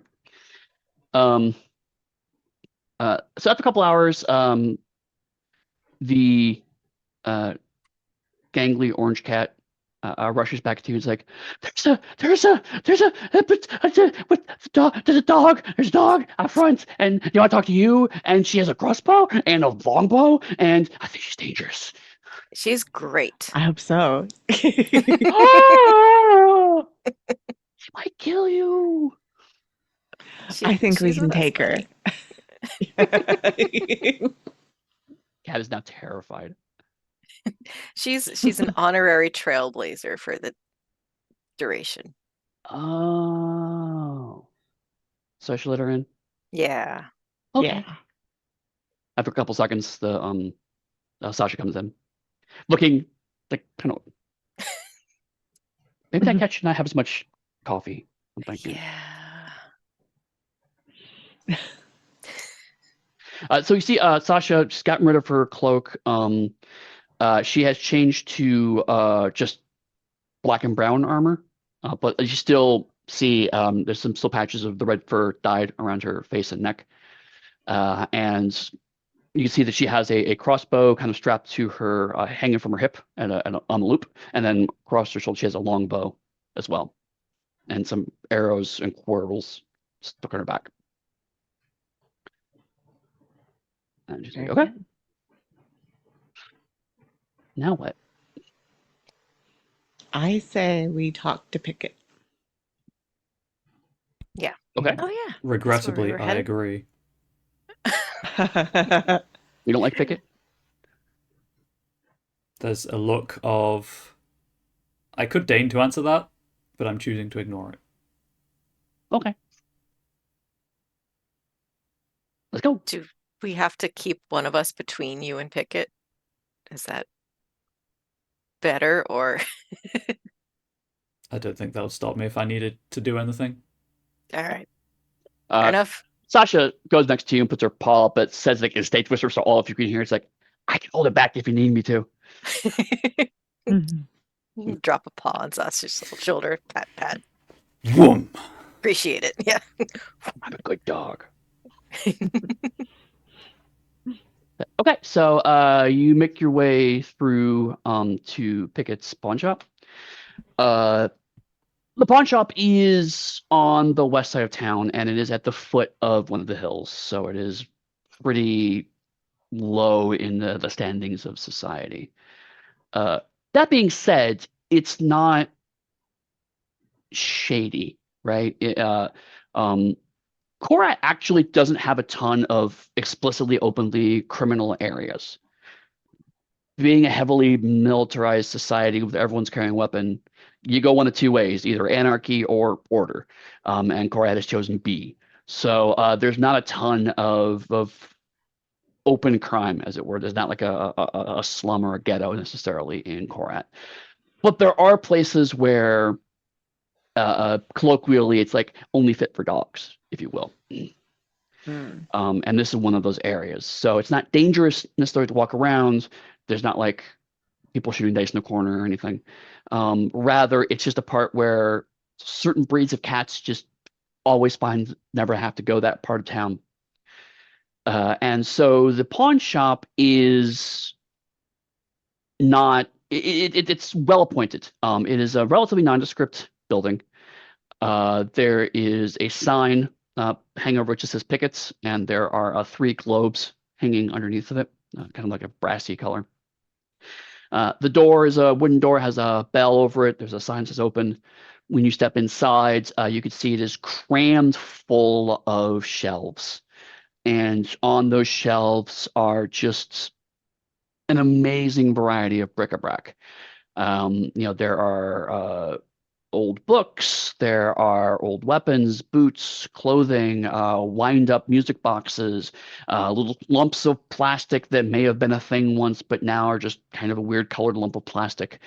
There are greeting cards, there are plastic flowers, and that brings up a surge of rage again, because you're reminded of the time that you were sold plastic flowers when you simply asked for real flowers.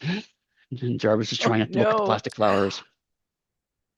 But you also see things like, old and notched swords that are sold around, scraps of armor, rope that there's been plenty of people who aren't necessarily as well appointed as trailblazers who have come to a place like this to get the kinds of supplies they would need to go on to an adventure or the like.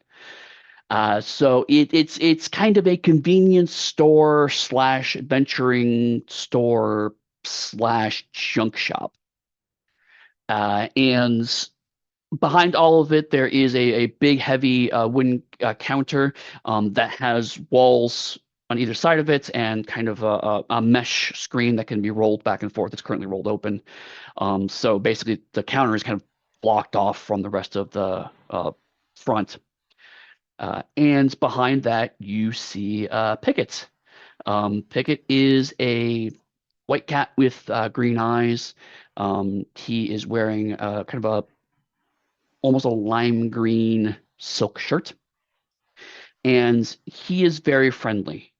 He is extremely friendly. He's not on Katie's level of friendly, but he certainly thinks he is.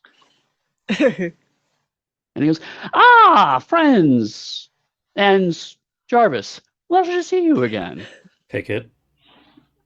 Hello. And who's We your are. very large friend?" This is Sasha. Sasha waves awkwardly. So what we are not actually looking for a thing today. We're looking for some people who were looking for a thing. See what I mean? Well, I don't sell people. That would be wrong.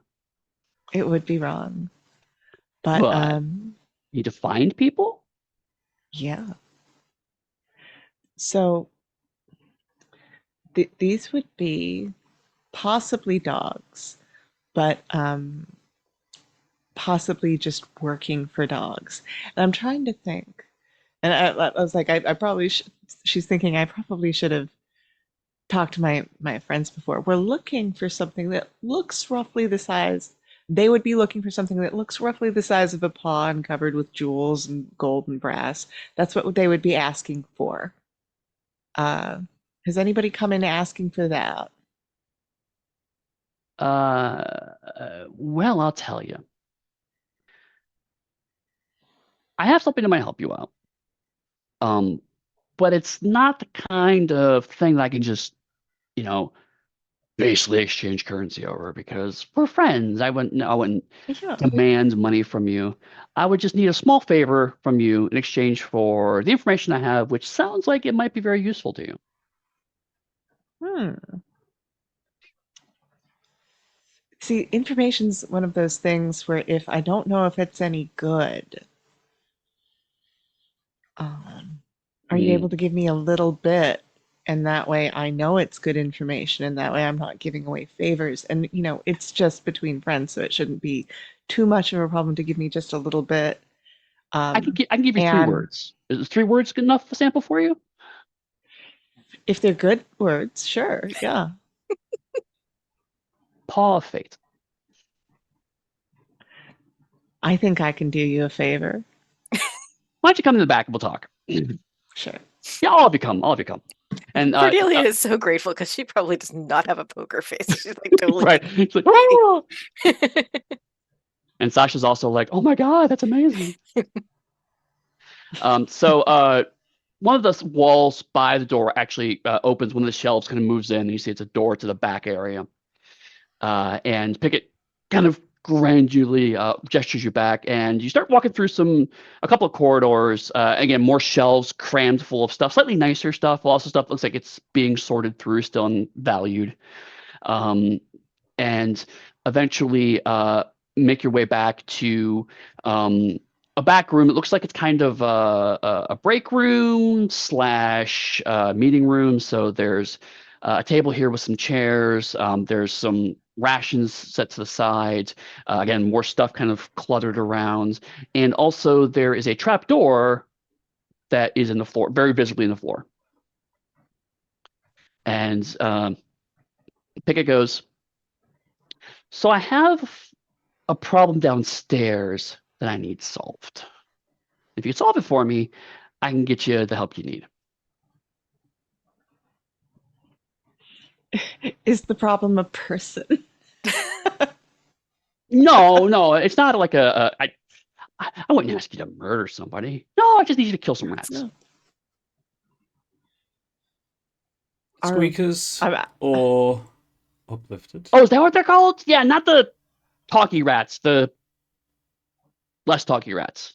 Squeakers. Mhm. Yeah. Okay, There's about 10 of them knocking around down the basement. I need you to get rid of for me. sure. You're not gonna.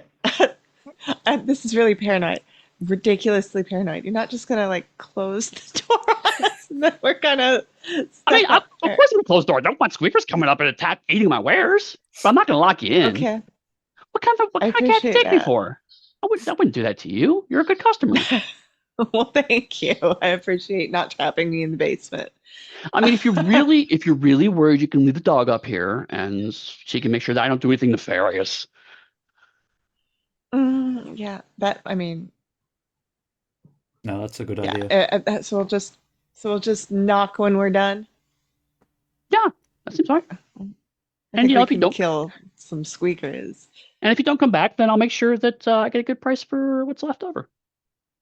How big are the How big? squeakers we're talking Oh, did I not mention? They're about? about, No. and holds his paws like about Oh, a yard or two apart. Oh, okay. Did anybody bring any torches? Because we're going downstairs. I Sounds reach like into we. my pack and I pull out a candle and I wedge it in the rock that's on the top of my walking staff. nice. That'll probably work. I can also sell you some torches real cheap. I've got a torch. Okay. Okay, well, I think. And Pickett goes over, opens the door, and you see there's a stone staircase going down. Oh, awesome. Yeah.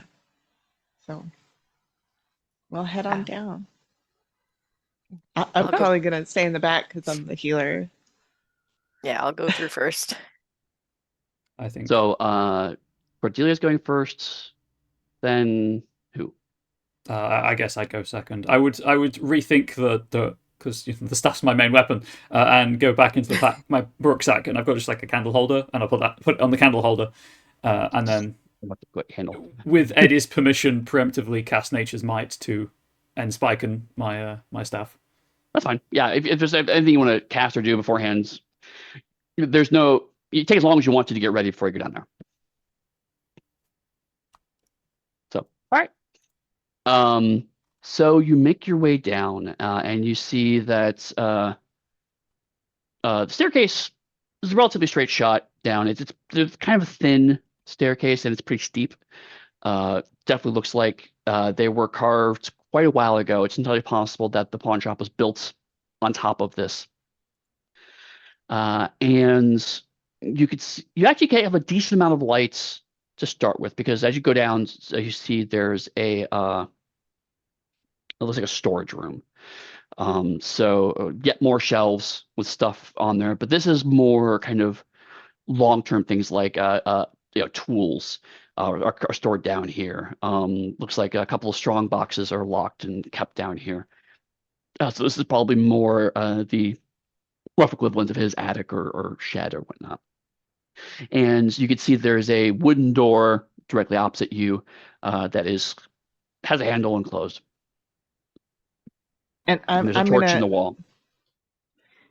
I'm gonna grab a torch, use the fire on it, and I'm gonna say you guys are gonna do so good. We're all gonna do great. Cordelia, you are a beast. Jarvis, you do great. And I'm doing the whole. I'm actually doing the a Encouragement? particular. Yeah, I'm doing encouragement. So So if I remember correctly, that means each of you gets a D8. yeah, to add to any D20 Okay. roll, So either your next, before or after. yeah, you pick which roll coming up, and you add a D8 to it once, and then it expires. Okay. I accept this with a look of, yes, flatter me, it's my due. Yes, yes. Tell me I'm awesome. Okay. Are you opening the first door? Yep, good. I've sword out, shield in front of me. So you open the door, and it has the most horrendous. So any element of surprise is gone, Yeah. vanished. And it is pitch black in there, but you quickly get your torch in there, and you can see that this looks like it's another kind of storage room, but this one looks like it's just full of different kinds of casks. There's one half of the room seems like it's ale casks, big, heavy ale casks, and the other side of the room looks like it's smaller, probably wine or port or maybe even whiskey casks. There is another door at the other end. You can also see that on top of some of the casks are these large squeakers, which are unuplifted rodents. So these are just on four legs, like normal rats, except for they are A, much larger, B, have pure white flesh, and C, have no eyes. Oh. So I would like you all to roll initiative. That is your agility plus d20. And initiative Pugmire does not go on the ladder. It's just whoever goes first. And then from there, the person who goes first decides who goes next. And we popcorn through the initiative, including the NPCs, until we get to the end. And the person at the end of the round decides who goes first the next round. They can choose themselves if they want to. And we'll say that the squeakers are all one group. They're not going to act independently. So squeakers have a 12. They only be 12. I have a 13. 15. 20. 15. 20? Okay, 20 goes first. Okay. I'm gonna go for the one closest to me, I think. Yeah, I'll say there's one in the ale casks and two in the small ones. So for ease, we'll say there's one roughly close to each of you. Let's make it easy that way. Yeah. I'm gonna go in and swing at it to start and sort of get the sense of, are these just regular squeakers, or are we in did Pickett leave some information about them out? We shall see. Yeah. So that is 21. That definitely beats their defense. Sweet. And then 1d8 plus 3, 6. So you bring your sword, right? Yeah. Yeah. Yeah, I'm Okay. just kind of going in with like just a big old whack. And you bring down and you cut into the flesh pretty heavily. That would kind of obliterate a normal small animal. But this thing's still hissing and snarling at you. So it's not entirely dead, but it's certainly pretty heavily damaged. Ugh. These So who things goes are next? tough. Jarvis, help. Okay. I mean, I think for now, I'm just going to swing my walking staff at the nearest one. The jagged shards of crystal that have burst from it, glinting evilly in the firelight. Ooh. Nice. I have, like a fool, minimized my character sheet. That's a not great. It's a 12, 14. I can do maths. 14. That is enough to hit. And then it is a massive 11 damage. What kind of damage is it? I believe it's blunt. I don't think Nature's Might changes the damage type. Okay, yes, it's blunt. Okay. So you bring this kind of jaggedy wooden weapon down on the creature's head, and you hear a satisfying crack and a pop, and immediately goes limp. It is dead. Just a noise of extreme distaste. Yes. Who goes next? I'd like to pass it to Katie, but then there's nothing stopping the squeakers going twice in a row. So True. It might happen. I'm gonna, with everyone's permission, give it to the squeakers so that does not happen. Right. Sure. Yeah. So the speaker in front of Cordelia, he could leap up and try to bite you. And it's going to go against your defense. So I need to know if your defense is equal to or higher than 19. No, I have 16 and then plus 2 with shield, so that 18. Not quite enough. Yeah. Yeah. So it manages to get around your shield. It does 6 points of stabbing damage. and I need you to make a vitality test, difficulty Oh. 13. That's not a 20. There we go. Oh, there it is. You know, the one die that's away from everything else. Oh no, that's a 4. Okay. Would you like to add your d8s to this? No, that's not going to help you. Yeah. Do you want to spend a fortune to re-roll this? If that's all right, sure. Is everyone else okay with it? Yep. Okay. I hear no one's saying no. Okay. I'll spend it and re-roll. Yep. Down to 3. Well, it's a 9 now. You max it out. Do you want to roll your d8 and try to get it above 13? Sure. Hang on. D8. Total of 8 or her? That is nope. That was I was finding Oh, the D8. D8. Okay. That was a 4. So does that get me to 13, right? You have to equal that, so you're fine. Yep. I did. So the bite penetrates your flesh, you immediately feel a wave of nausea kind of roll over you, but you manage to shake it off before anything happens. Okay. Ugh, Mm. that's ugh. Ugh. She's just sort of like making gross noises. The other one in front of Katie is going to try to nip at your feet. That is 21. I'm assuming that beats your defense. Ooh. Yeah, and it's gonna. Yeah, and I don't have any. I mean, where is my defense? 12. you have something Yeah, no, that- that defeats it pretty.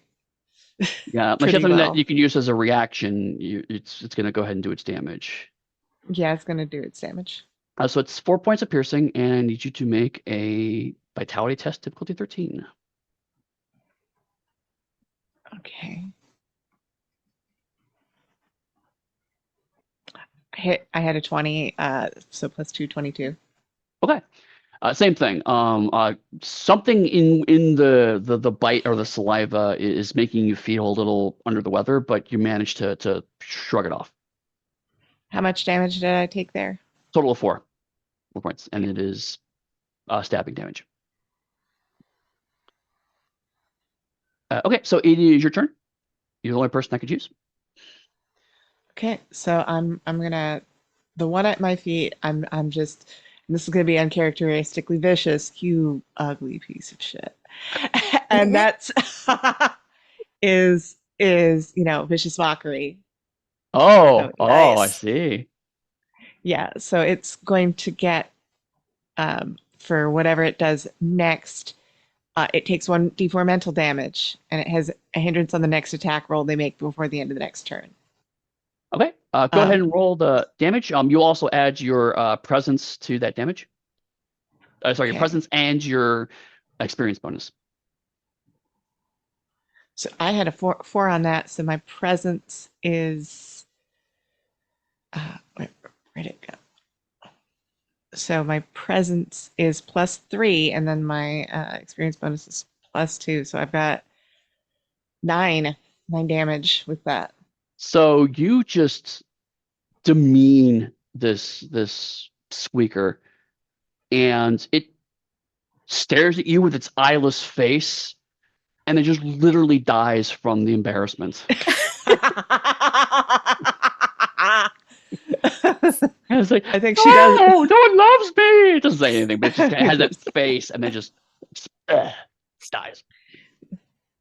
Okay, I'm gonna give it to me. Top of the round. Unless it You can choose anybody, including Yeah. yourself, if you want. me.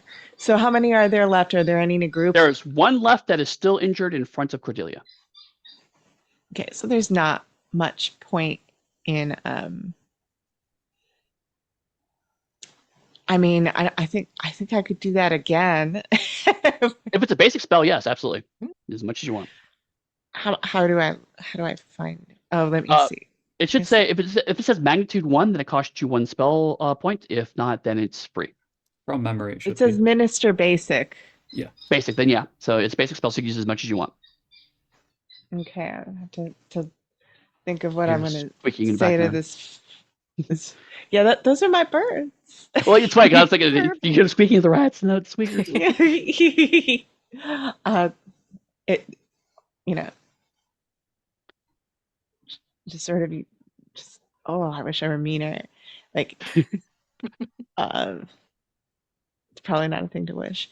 Uh, like, you fucking ugly thing. Like, you gotta fucking eat a person because you can't find fucking way around this. You just sort of just mean at the rat, and we're gonna try that again. Horrible. Are you diet shaming the rat? I am diet shaming the You eat rat. people, you horrible creature. So that's 8 points of damage. Love it. So yeah, so the squeaker reconsiders life decisions, decides that it has been failing, and decides that this is a good place to stop. Yeah. I didn't.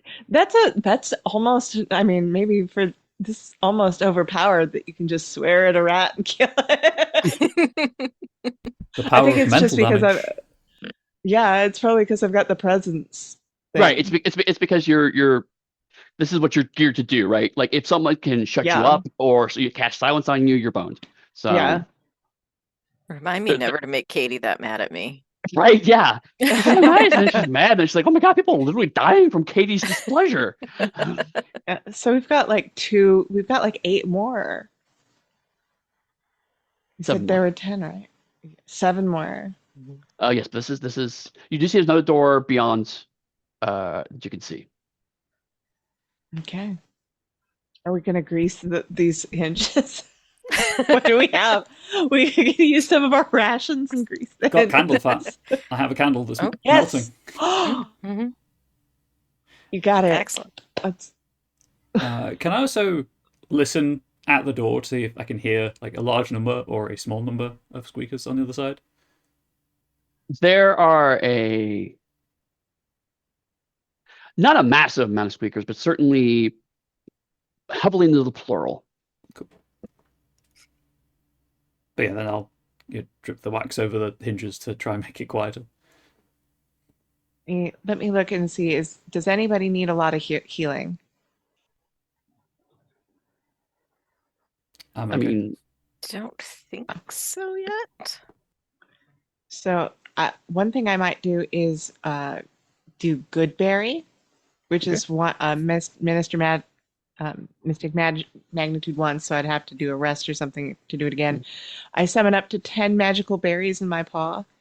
Each berry restores 1 stamina point and provides enough nourishment for 1 day. Eating a berry takes an action, so I could, get 10 of those and hand them out.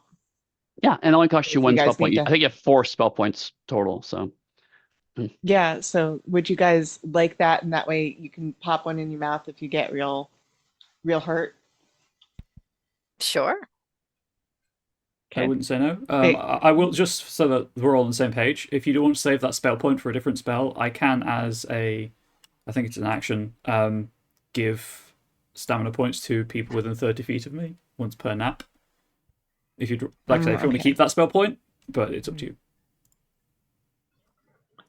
Then let's keep this spell point, and if I need help, you can help me out.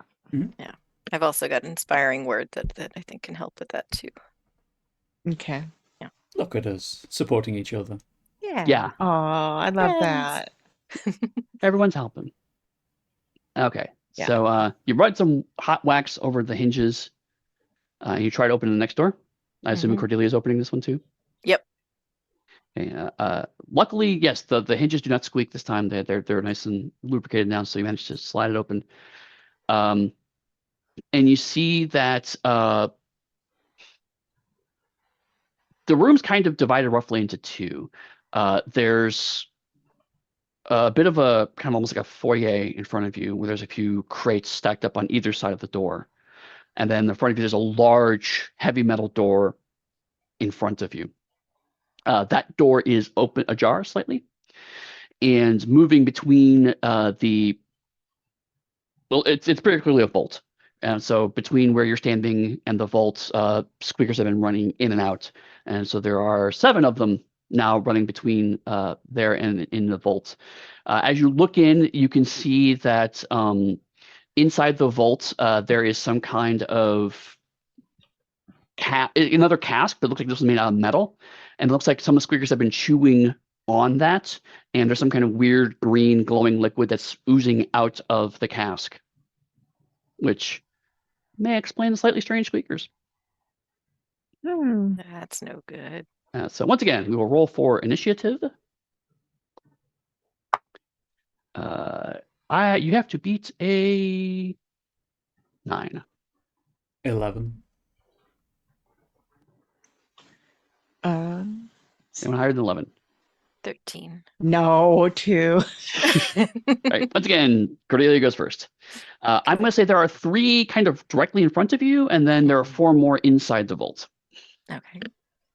I'm gonna concentrate on these 3 first. I'll go Okay. first, Okay. just to kind of try to draw their attention. Like if they're gonna suddenly realize that we're in the room with them anyway, may as well have them on me.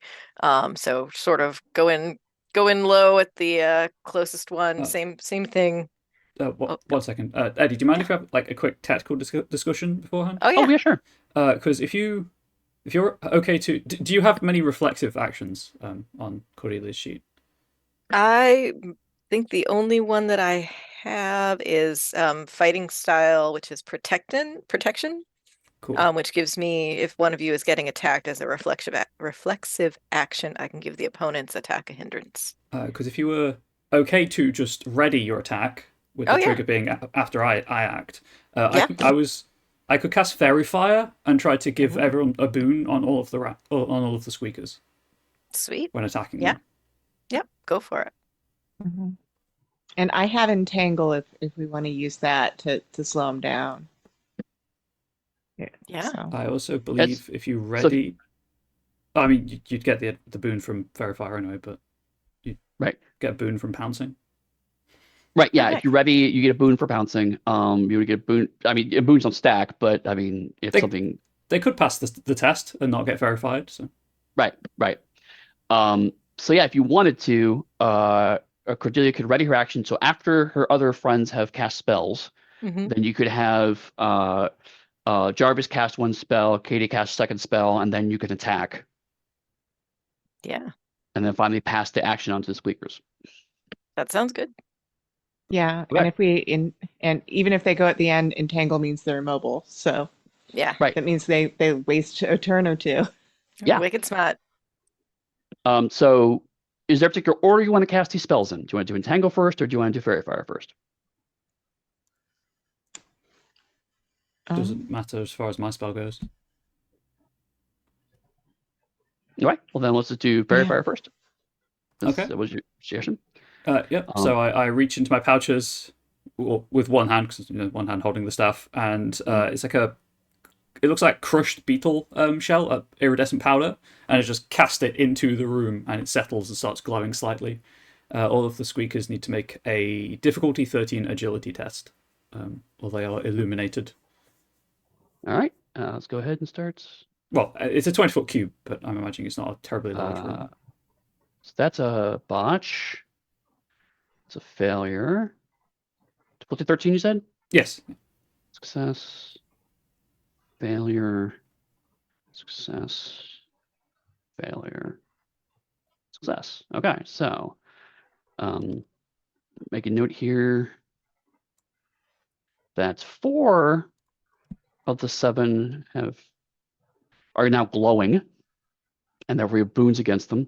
Yes, they And then they cannot be invisible, and any attack roll has a boon against it. Okay. And then I'll say the one in front of Katie actually starts choking on the dust as it enters the air. And it's going to take 1d4, or it's take 4 points of damage, apparently, of force damage. Okay. So I'm gonna use Entangle, and Okay. there's sort of a bursting vines out of the floor, and let's see, 20-foot square starting from the point within range. The characters in the area are immobile until the spell ends. When it does, the conjure's plant wilt away. A character's speed is halved while moving through the spell's area, so we'll be a little slower. They can, if they pass a might test, and I'm not sure what the DC is on that. So difficulty is Um, going to be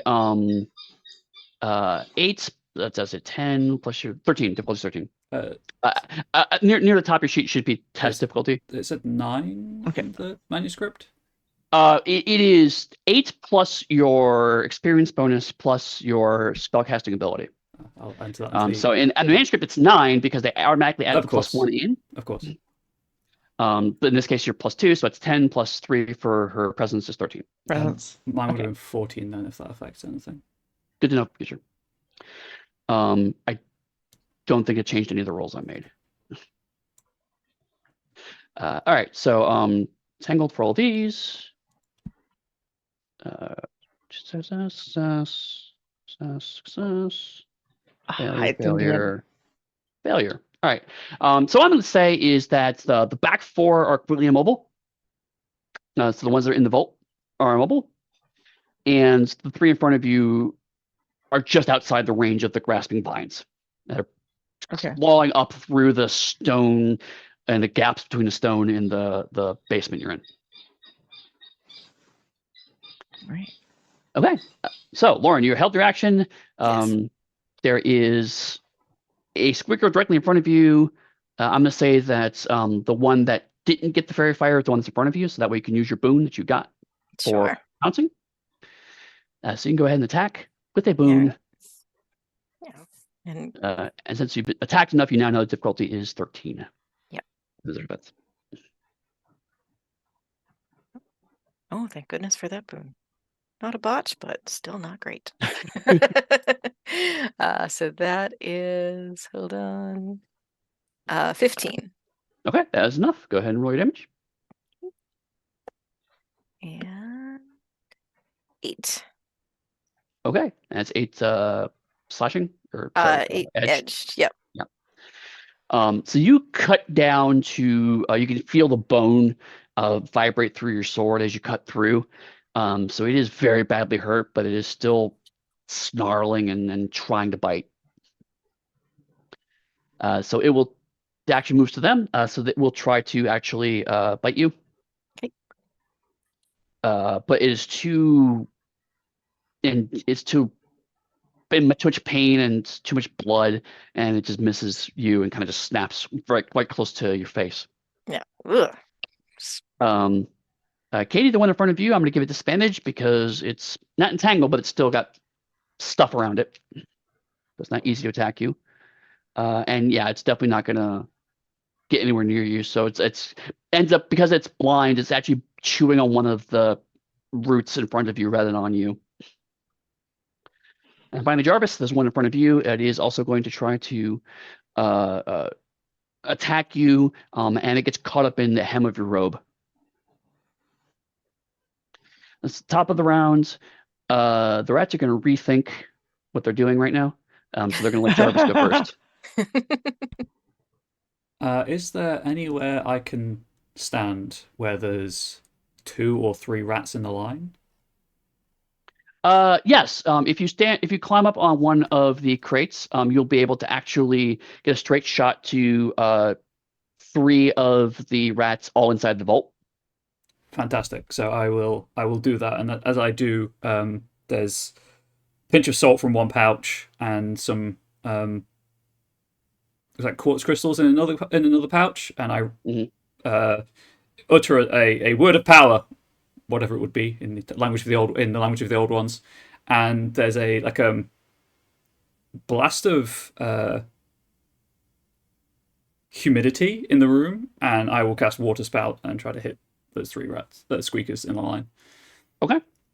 They need to make an agility test of difficulty 14, I have learned. Okay. Success. They all managed to succeed, actually. Actually, hold on. I'm sorry. They're entangled. Let me re-roll those let me re-roll this again with a hindrance. Doesn't make sense they could dodge out of the way that easily.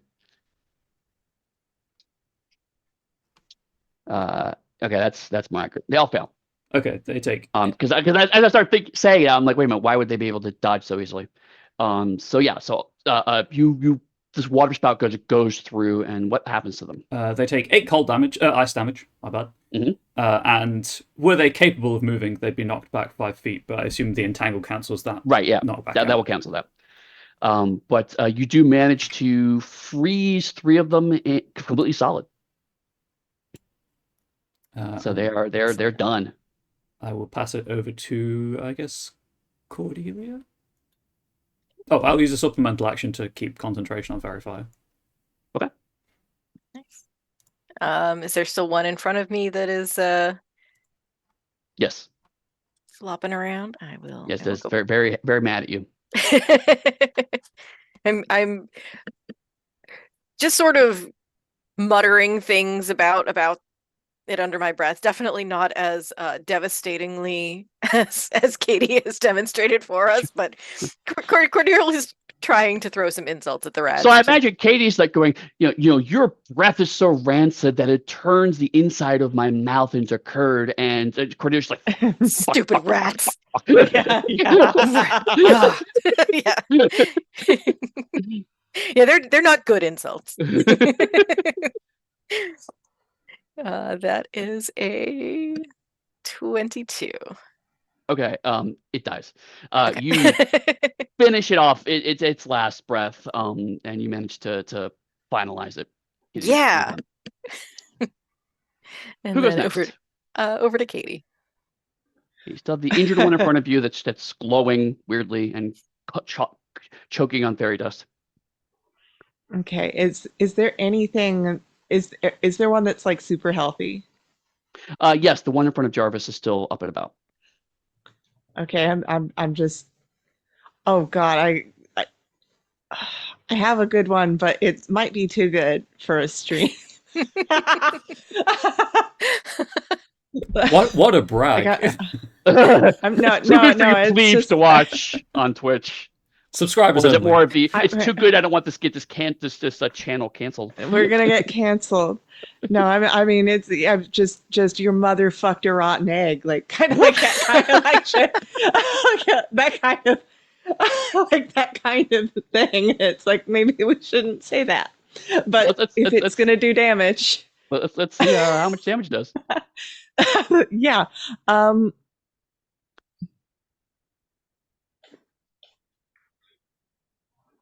I only did 7. I guess it's starting to to wear thin.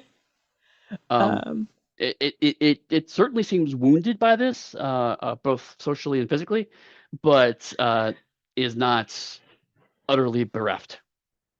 Yeah. So I think that's all 3 of you have gone now. Yeah. So then the squeakers go. The heavily offended squeaker is now going to try to bite you. He only has one Me? move. Yes, to bite Okay. Katie. Is it still under the fairy fire? Does it still roll it with a hindrance? Oh, thank you. No, Verify just gives us a boon. It doesn't. Oh, okay. So Okay. should No, would that be useful? the entangled gives the hindrance. Oh, okay. I Okay. have inspiring word. So as it goes at Katie, I think no, sorry, it's fighting style protection. Oh, Can yeah. give it a hindrance. So yeah, I'll maybe sort of I don't think I can reach it, but sort of kick at it as I notice that it's going for her. And That's fine. That's good because that would have been a hit. And it's still a hit. But you say try to kick at it, but the vines get in your way, and so you don't manage to deflect it too much. So that just managed to sink its teeth into Katie's flesh for 6 points of damage, and Katie needs to make a vitality test, difficulty 13. But you're rolling a boon because you've shaken this illness off once before. Okay, so I got 15. Okay. So I'm good. So yeah, you're I'm starting to hurt though. Yeah, but you're not getting sick. And for future reference, you will not roll against this disease any further. Remind me in case I ask you to roll against disease. Okay. Then the other one that's in front of Jarvis is going to. Or sorry, no, the one that's in front of Cordelia because she ignored that one was ignored. No, she killed the one in front of Cordelia. It's one in front of Jarvis is still there. Yep. Right. It is rolling normally, I assume a 22 hits. It in fact doubles my defense. So 5 points of stabbing, and you roll vitality test. I believe you've already done this once before, yes? No, I haven't been attached Okay. yet, actually. Okay, so then difficulty 13. 15. I pass. All right. So feel woozy, but you're still in it. Now, where's our health or Stamina points. stamina points? Got it. So top of the rounds. The entangled rat that's still in the vault is trying to do a thing. So the rat inside the vault panics and tries to flee and gets itself even more entangled in the roots. And so now it is slowly suffocating to death. So that's fun. That's Top of the round, Squeaker's going to choose himself to go again. The entangled one is now panicking desperately and trying to escape, and somehow rolls a 1 again. What's So feel the bad for entangled it. rat has managed to strangle itself to death. awesome. The rat Squeaker's apologies.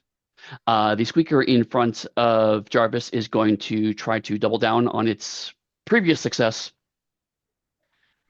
and only manages an 11. I do not think 11 does hit you. Yeah, it's my defense. So manages to hit you for a whopping 3 points of stabbing damage. I need you to make a vitality test. Which 13, you're rolling with a boon. With a boon, no, 11. 11? Okay. You now have the sickly condition, which means, real quick, you have a hindrance on attack rolls and checks due to whatever sickness you have. Until that is healed in some way. I will make a note. The one that is in front of Katie is going to see if he's going to stay in this fight. He is not. As you said, discretion is the better part of valor and is fleeing. He is fleeing back into the vault. Katie, it is your turn.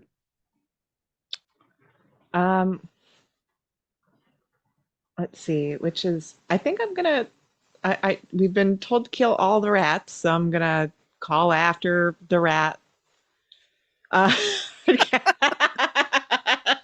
I mean, you don't have to come chase up. after it. You can just keep yelling at it. Yeah, I'm gonna like come back here, you patchy bastard. Like that kind of like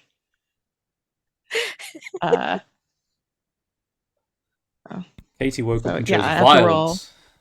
I did. I was such a nice person otherwise, and then you get into battle, and Foul it's mouth. yeah. So that is a 6 total, I think. And it cannot withstand the assault of your scorn and dies. It's because she's so nice that when somebody really nice just starts, I can't believe that Devastating. that's this character. Right. That's this character. This has to be who she is, where she's just this sweet, bubbly person, and then just suddenly, just... No, it makes perfect sense. Who goes next? You choose who goes next. Let's see, Jarvis, I think. Is there just the one Squeaker left? Yep, just one. In front of you. Yeah, I will just bring the staff, raise the staff high. Is it illuminous by fairy fire? Because if it is, it's a straight roll. If it's not, it's Let me double check real quick. Yes. cool. So it's just a straight roll then. Yeah, I'll just bring that stuff high and try to crack it on the middle of its back. That's maths again. Why am I so bad at this when put on the spot? 22 to hit. Oh yeah, it definitely hits. I think that's 8 blunt damage, but I'll double check my modifier. Yes, 8 blunt damage. It stops moving under your assault. Just when I slip off the barrel and just land on my face.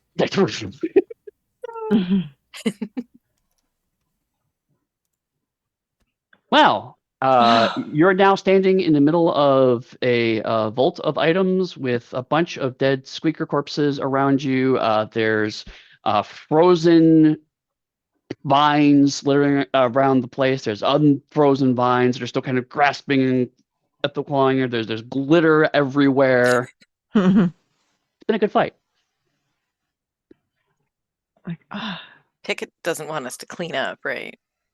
He told Yeah, us he did didn't not say anything about specify. he that. just wanted the favor completed. We've completed the favor. If someone could help me up off the floor, I really Yeah. don't feel Help very well Jarvis right up. now. I'm like, oh man. I unfortunately, Goodberry does not remove uh status effect, but soothing song would arrest help you. Does that help? Because this is a disease, you need to actually like do a proper Go to a nap. doctor. Yeah, or I see, yeah. a full nap, like just straight up sleep for a day or two. Find a way to remove the sticky condition, or because this is more than just kind of a cold. Yeah. As I stand, like I'm just my tail is jerking as I try to get some sort of balance with it, but it's really not working. Yeah. Here, lean on me. Thank you. Yeah. So yeah, I don't think I have anything that would remove that sort of thing. Oh, but I'm hurting. Gosh. Let's look around the vault because I think uh we deserve a little more. We were not given quite an adequate picture of these squeakers. Maybe I can get a second steak knife. Well, so inside the vault, obviously we have the oozing, glowing metal cask. You can feel free to smell that or lick it or drink that if you'd like. I'm See sure if that'd it be can be fun. very large. I choose life. Yeah. There's one thing cartoons have taught me is that anything that's glowing and green is probably bad. Yeah. That's right. But aside from that, as you actually step into the vault proper, I'm assuming you wait till your spells or stop your spells from acting Yeah. so you can go inside and Yeah. step around the corpses. But you do see that there are a lot of interesting things down here. There are a lot of them are locked away in boxes. And all of them seem to require completely different keys. They're all different sizes and shapes of strongbox, so there's nothing uniform about them. It's just kind of, this one's a small red box with a clasp on it. This one's kind of a bigger metal box. It's got a couple big padlocks on it. It's just either whatever he had around or there's some system that only exists in Pickett's head. But you do see that there are a couple things that are not locked up. One of them is a small knife, not a steak knife, but like an actual proper dagger that looks like it has a kind of a weird pearlescent sheen on the blade. And the other looks like a glass tub with a screw-on lid that has some kind of oily, petroleum-y kind of substance inside. Ooh. Wow. I mean, I think she's gonna start batting at the boxes and then looking at the knife. Like we're gonna bat the box off the table, see if it breaks, and if it does, oops. But A squeaker did it. Sadly, Pickett exactly, has a seen squeaker. through your elaborate ruse and has made sure his boxes do not fall apart when they are simply knocked off of the table. Okay. The cat has prepared for this plan. So I'm gonna take a little. I'm gonna have a little pearlescent dagger. Why not? Why not a little pearlescent dagger for Katie? Okay, That sounds great. It's a treat. That's a treat. you now have a dagger that is +1 and does poison damage. Oh, that's very nice. And you'll find this out after you play with it for a bit. But that the blade is not actually made of metal. It's just kind of like held together by some kind of magical force. So it's not doing stabbing damage and then giving you poison. It's literally directly. It manages to phase through the flesh and then manifests the poison inside their body once you stab through. So you do normal attack, so you're you like succeed, poison. Yeah. It's like an injection almost. Like Yeah, basically, yeah. yeah. And then and so that way, people who are immune to stabbing damage, not immune to poison damage, You can actually stab them. And out of character, MK is like maybe that's gasoline in there in that jar. Sounds I'm hoping it's like Vicks Vapor Rub. We could like give it to Jarvis. like It's City Creme. I'm gonna unscrew it a little bit and start sniffing at it. Like what's that? What's it smell like? It smells like honey and burnt charcoal. Anyone with no arcana can make a roll, intellect roll. I'm gonna Or if you have hand no that nature. over to Jarvis then. Yeah, no nature will also work. I have survive, but That's not enough. No. I'll attempt it, but I'm at a hindrance because I'm currently woozy as all heck. That's true. Yeah. So that's a 5. Total 5. Total of 5. It's honey and burnt charcoal. Probably fine. Yeah, let's just kind of sniff it, and this is, I mean, it probably won't be worse than what is currently happening. And why are you just dancing? Oh no. Oh, no, that's me, isn't it? And I just vomit. I have a turn him away. I have a skill of heal. Well, can I do anything for him? Oh, sure. If you want to, you do 2 things. First is you can make an intellect roll with your. I'll let you roll heal to see if you can figure out what this thing is. Okay, and what would heal be? It would be like intellect plus my experience. Yeah, intellect or cunning. Actually, I'll let you either one of those. But yes, you will add your experience bonus to that. Okay.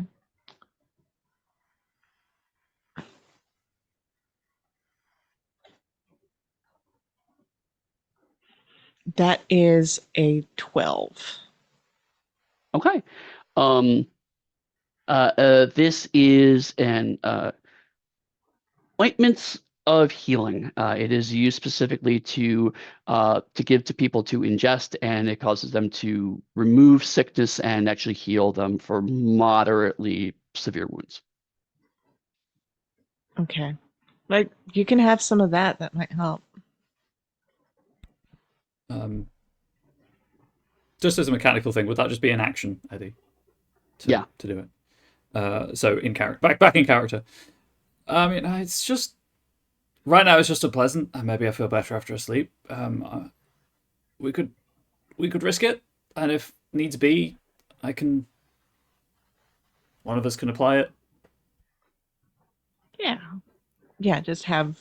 So a thing to note. Yeah.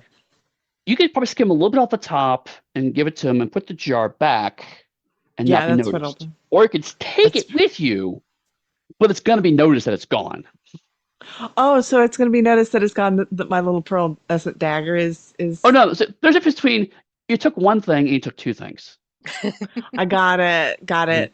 Yeah, no, we're gonna skim a little bit off the top, and we're gonna have some. Okay, I mean, if it makes me feel better, I'm not going to say no because this is weird. Yeah, we don't want you. Yeah, Down we're the looking hatch, friend. we're looking for a paw of destiny. We can't have you vomiting on it. This feels very much like whatever I had to consume back in the woods. Do you eat it?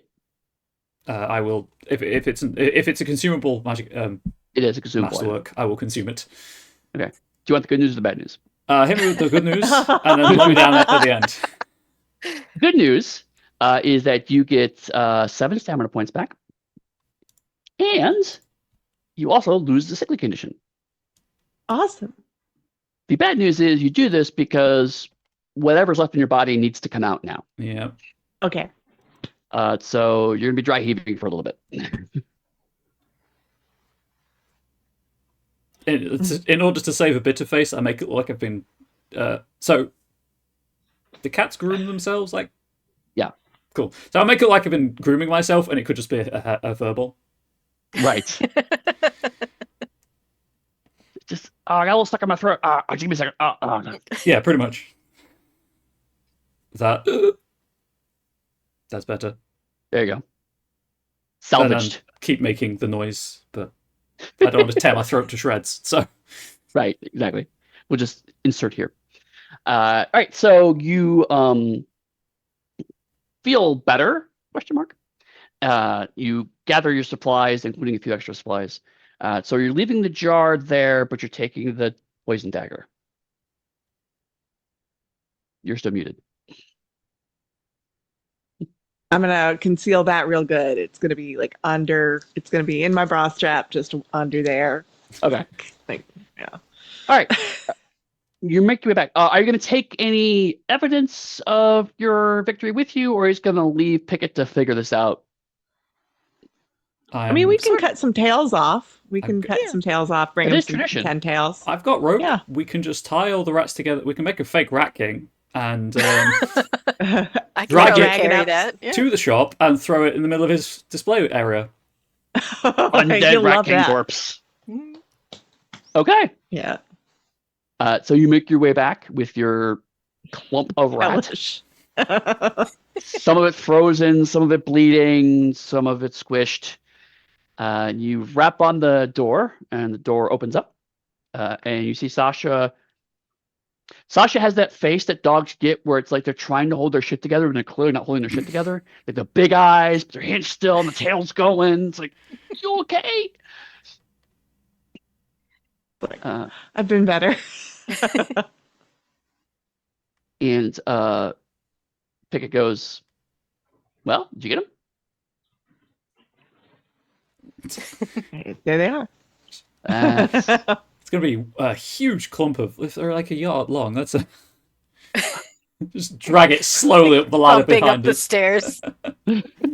You should probably Squishy. fix the leak in your glowy stuff barrel. That's your problem. oh, the glowy stuff barrel. Should have thought of that. Get smart. Smart. I like you, kid. Thank you. So right. I promised you some information. You probably want to talk to the Thorn Fortress.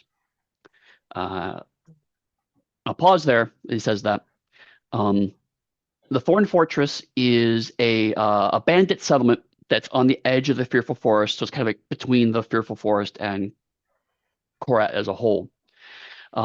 It's also a shadow block stronghold. So they don't have a monarchy to call their own, so they have just kind of different places scattered throughout the monarchies that they hold, and so this is a place where the Shadow Court in this area, or sorry, the Shadow Block in this area, can kind of get together and work together, but also it kind of is a place of. Well, I mentioned before that Korat proper does not have a criminal elements. That's because it's all outsourced to here. So officially, none of this stuff happens inside of Korat proper is because it all happens in the Thorn Fortress. So it is a hive of scum and villainy, if you will. And they do require a password to get in, but Pickett will actually give you that. The current password is "The shadow grows at sunset." And he says, you probably want to speak to Bingo Von Shadow. That's what I've heard. That's the person I've heard the rumor came from. All right. Thank you. Now, is Bingo Bon Shadow, are they associated with dogs in any way? Oh, I don't know. I don't really. Bingo's more of a go out and pick fights and find stuff kind of cat rather than a deal with politics and figure out how I tie into things kind of cat. I see. So I haven't really talked to him about his opinion on dogs. No offense. And Sasha's just like, none taken, I guess. But Pickett's like, honestly, Bingo brings me a lot of great stuff. We have a good business relationship. Bingo is the one who mentioned to me that he, I have to double check gender, that he heard something about the Paw of Fate, but wouldn't tell me much more than that. But if you're looking for it, and if other people are looking for it, odds are probably all came from Bingo. I see. We'll go talk to Bingo. Thank you. Excellent. Great Would doing business with you. would Katie or I have any reference for Bingo being members of the Shadow Block? Sure. You can both make presence rolls. See if you've socially come across Bingo in the past. 12. 21. Okay. 12, you've heard of Bingo, but not much more than what Pickett already told you, is that Bingo's kind of an adventurous type, an artifact. 21, Bingo's basically kind of a freelance trailblazer. He goes into ruins, tries to get things that were left behind by man, brings them back. The exception being he doesn't give them over to the monarchies. He tries to use them to benefit the Shadow Block, ostensibly, but really to benefit Bingo. But also, Bingo does have a streak of genuinely wanting to try to preserve and understand some of these elements. And also, Bingo is a Mancer. So it's one part Gandalf, one part Indiana Jones. Got it. You know, so I assume we're walking or something to it's going to be a little ways to the Thorn Fortress. Something has occurred to me. And I don't know, like my character is not very smart, but she is socially aware enough to go, Mhm. what if us taking the paw is what would start a war? You know what I mean? Ladora Like, wins either way. right. No, yeah, but it's not so much you grab an artifact and then you wish for a war. What if you grab an artifact and that starts a war? And she says, "Oh, look, these agents of dogs have got a dog with us. Took this artifact, and that's us." Hmm. Are you doing this? A, I'm assuming you're walking away from Pickett's, and Yeah. B, I'm assuming you're doing this around Sasha. So are those both true? Yeah. Okay. Yeah, I don't think I think she's too trusting to think not to look around and go, "Hey, God," just sort Right. of. She's just Just thinking excuse the aloud. moment we didn't talk behind your back. Oh, over here. Yeah. When Sasha goes, well, I hate to say it, but maybe we need to destroy it. I mean, that could also start a war, but I mean, it's something to look out for. Like, just thinking if we swipe something, what are the political ramifications of that? Or destroy it, or do anything to it. But we have to find it first. We could. There's a definite look of I can't believe I'm saying this on my face. We could use it to make it lose itself again. That's a good idea. Or just avert a war. Yeah. Yeah.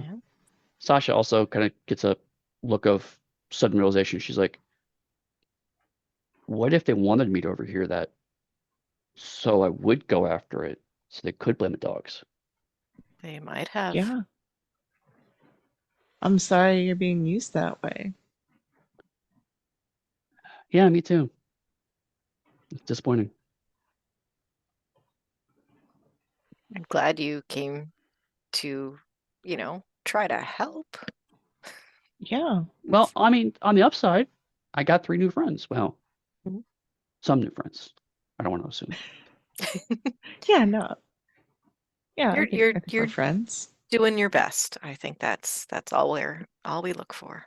She has a very kind of serious face with nods, but tail's just going like crazy. I just called her a good dog, didn't I? You did. It's like face is like, I'm good. Oh my God, tail's great. He, The superior I don't want officer him. has approved her actions. I don't want to say that we don't want you because I do want to come if you want to come. But I don't necessarily want to give whoever's gonna use you ammunition against you. So if you want to come, I would love you to come. But if you want to go and peel some potatoes and just, shame the devil by telling the truth that you're not involved in this, you're allowed to do that too. But that would require trusting us. Yeah, it would. That I But trust you. it's, yeah. That's not a doubt. And technically, I've been ordered to go with you, so I should follow what I've been told. But also, I kind of want to kick someone's face in right now. Fair. Fair. That's fair. So I would like to keep Find coming if somebody's you're okay with that. Yay. Okay. I'm just resigned. I am just glad I had the foresight to give Sasha stats because I was like, what if they make friends with her? I should probably plan for that. We're role players. We're You going to did. make friends with her. Yeah. Right. I was like, wait a Yeah, minute. you're ours I think I now. know where this is going to go. I probably should prepare for this. I'm glad I did. Good job, past me. Excellent foresight. Do we need to Okay. take a bio break for? I was gonna say, like, it seems like both the characters and players may want to take a break. So if you want to, it take me a quick 5-minute break, but also you will all take a nap, which means that you get all of your spell points and stamina points back. Sweet. Awesome. Cool. So we will Spell see you power. all in 5 minutes. Yep. Bye. Awesome.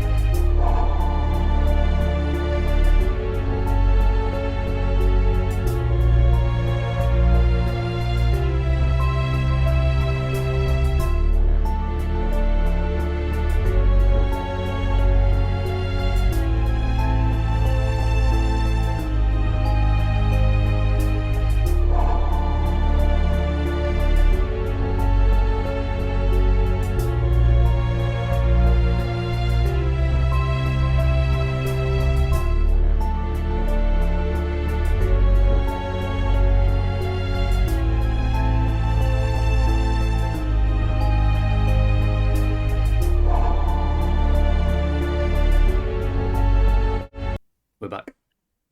And we're back. So, you all, I assume you make your way back to your base to recover, rest up, Mhm. resupply, try not to vomit anymore. Actually groom myself. Right. Uh, we'll say then this is the point where Katie figures out how the dagger actually works. Uh, and if this were an ongoing campaign, we'll see how Pickett would react to finding one of his items stolen, but it's a one shot. It'll probably be fine. Probably. Squeakers took it Yeah. away to some secret squeaker hole. Secret Yeah. squeaker hole. Um, so next morning dawns, and you start to make your way to the Thorn Fortress. Katie definitely, and probably Jarvis is at least someone aware of the Thorn Fortress and where it is. Um, like I mentioned, it's a wood-walled settlement. It has kind of the traditional sharpened wooden palisade walls that surround it. And it's grown over time because again, since Korat has really clamped down on visible crime, uh, that all has to go somewhere, and so it's naturally gone through to the Thorn Fortress. So it's now about the size of a town. It's this guarded refuge, and it's honestly not easy to find if you don't know where you're looking. Because again, it's just a bunch of wooden walls, so if you're just stumbling through the forest, you have to kind of be pretty close to on top of it to realize, oh, wait a minute, that's not trees, that's a whole bunch of wood next to each other, because some parts of the fearful forest can get really thick and impenetrable. Um, but you manage to make your way around to where the front of the fortress is. There are a couple of cat guards there. Both of them are wearing very mismatched metal armor, clearly cobbled from bits and pieces. One has a rusty helmet. A couple of them have like mismatched greaves and so forth. The one on the left has white fur kind of poking out from every single part of join of the armor, and the other one has kind of very smooth, silky, calico colored fur. And the smooth and silky one is like, halt, who goes there? As a reminder, you were given the password, which is the shadow grows at sunset.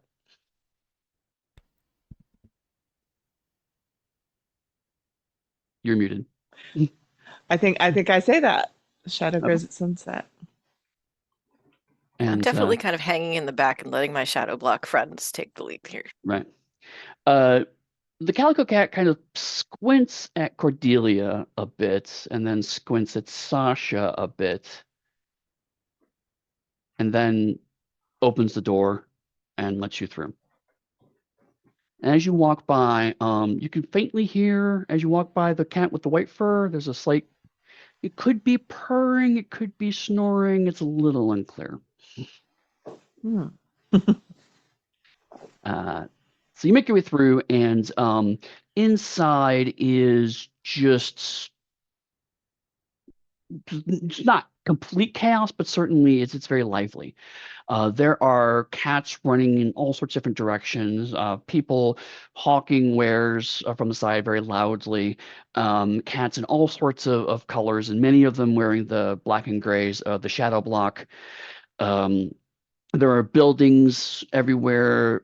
Some of them look like they're kind of making a stab towards a planned structure. Many of them look like maybe they just stuck their tent down here 5 years ago and a building has slowly evolved around it. Uh, there's just a lot of stuff happening, but a lot of it does tend to circle around the more militant side of things. So a lot of the wares you see are weaponry and armor and healing potions. There are certainly people selling items that definitely belong to somebody else at one point in time. One cat's even selling something, especially looks like golden teeth. So watches and everything, just all manner of excitement is going on. And because you made it past the front gates, most people don't give you much of a look. Uh, in terms of the three of you, Sasha, on the other hand, is getting a lot of stares. There are a lot of cats who are staring. Conversations sometimes quiet down as Sasha walks by. A couple of them give her kind of very heated stares and hiss at her, and she kind of goes back and they step back. So there's tension that's happening, but nothing is escalating to violence, and it doesn't seem to be because they're not giving Cordelia the same amount of grief. It doesn't appear to be because she's a soldier. It appears to be because she's a dog. I would probably have given her some sort of idea of what to expect, just because it's the polite thing to do. Mhm. Yeah, and and that's why she's trying to shoot the angle of the balance of don't mess with me without actually escalating the situations. That's so I'm assuming that you kind of roughly briefed her on that, and that's what she's kind of shooting for, which is I'm gonna get some static. I need to be able to look like I'm not worth messing with, but not so dangerous that they're gonna gang up on me. I'll Uh, also happily loom if it looks like anyone's starting to think that they want to try it. You've said that they're not gonna, but Cordelia right. is just like, I'm gonna, every once in a while just be like, "Roar." Yeah, and I'm just really happy to be here as always. And you see a few people you recognize, Katie. And so I feel like there's like everyone's staring at dog, and Cordelia's like, "Roar," and Katie's just like, "Oh, hey, how's it going? Oh, I still owe you 5 plastic. Sorry, Yeah. And Jarvis is Yep. just kind of annoyed and above all of this. Katie, you know that if you want to find someone in town, the best place to go is the Plucked Rose Tavern. That's the big tavern in town, the one that has the most intact furniture and the least stabbings per quota. Impressive. So Positively decadent. yeah, we're gonna go there, um, see what there is to see. Um, the plucked rose is the sign is of a rose that looks like the stem has been kind of severed, and there's a little bit of blood coming up from where the stem's been severed. That's cool as hell. Yeah, it's totally someone's tattoo. You know it is. Um, Absolutely. and inside is the tavern is what it is officially called, but this is a bar. This is a bar. It's got a sawdust floor. It has a bunch of tables and chairs, but they're all mismatched. Most of them are scarred because they've been board cats are clawing at them, or someone dragged the knife across it, or someone stabbed the knife to try to get someone's attention. All the bowls that are holding the beer and various other liquids are generally mismatched and chipped or cluttered or whatever, because it's whatever bowls are still around after whatever's happened. Behind the bar, you see um, a a hairless cat uh, with an eye patch over one eye, who's pretty thin and looks very gaunt. And the cat comes up to you and is like, "What can I get you?" Hmm. You got cider? You got cider, I would love a cider. And information. Have you seen bingo around? He reaches under the bar, grabs a bowl, takes a jar off the back wall and pours some clear amber liquid into it. Slides you the bowl, and it says, "Cider will cost you 1 plastic. The information on bingo will cost you 10." 10 on bingo. Bingo. I can, you think I can't ask everybody around here where bingo is? I'm just asking you a question. I think you can, but I think you faster if you give me 10 plastic. Oh, I don't know if I'm in that much of a hurry. How about 4? How about 5? Okay. I'm gonna take it out. It's And you have a few coins, so it's fine to cover it. yeah. And he goes, Bingo's at the item store. He's found something. He's trying to stay low for some reason. I don't know why.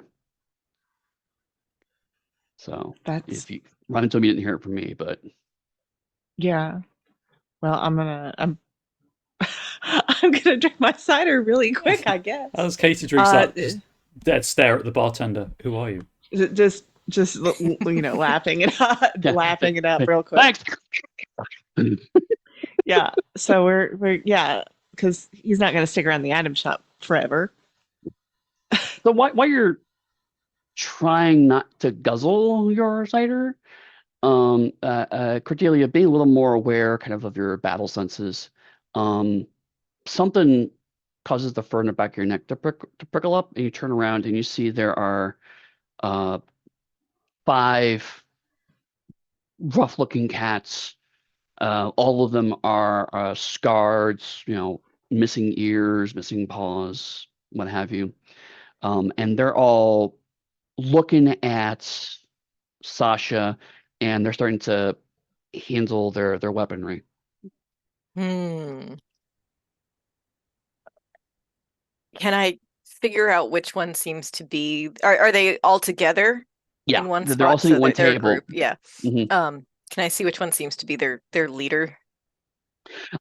There's one cat that looks like he's got a scar from the top of his ear across his face down to the bottom of his jaw. Hmm. He's the one's kind of he's mutters to one person and mutters to the person, and they're nodding, so it looks he's probably the leader.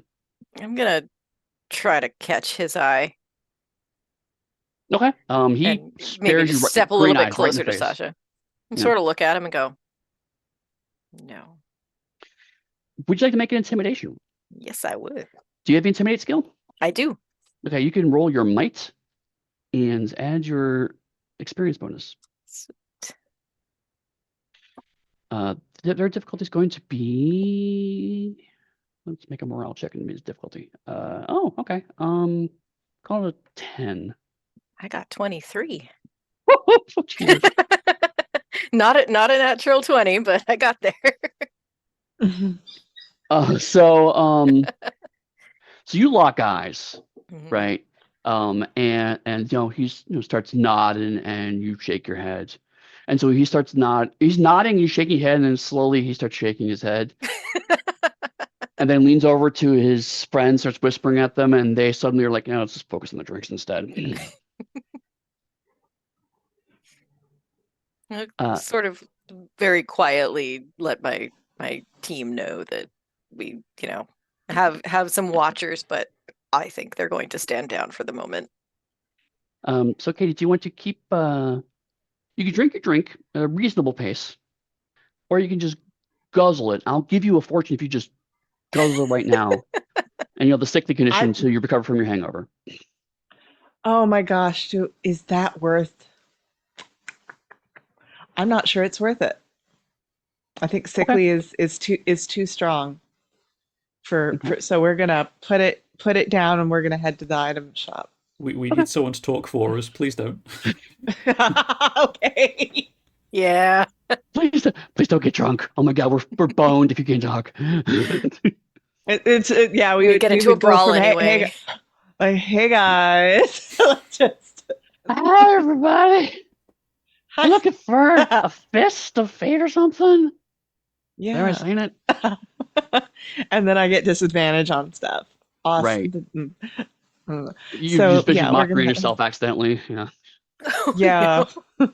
I suck so bad. Oh, it hurts. Katie, don't say those I'm a things about my sloppy drunk. friend.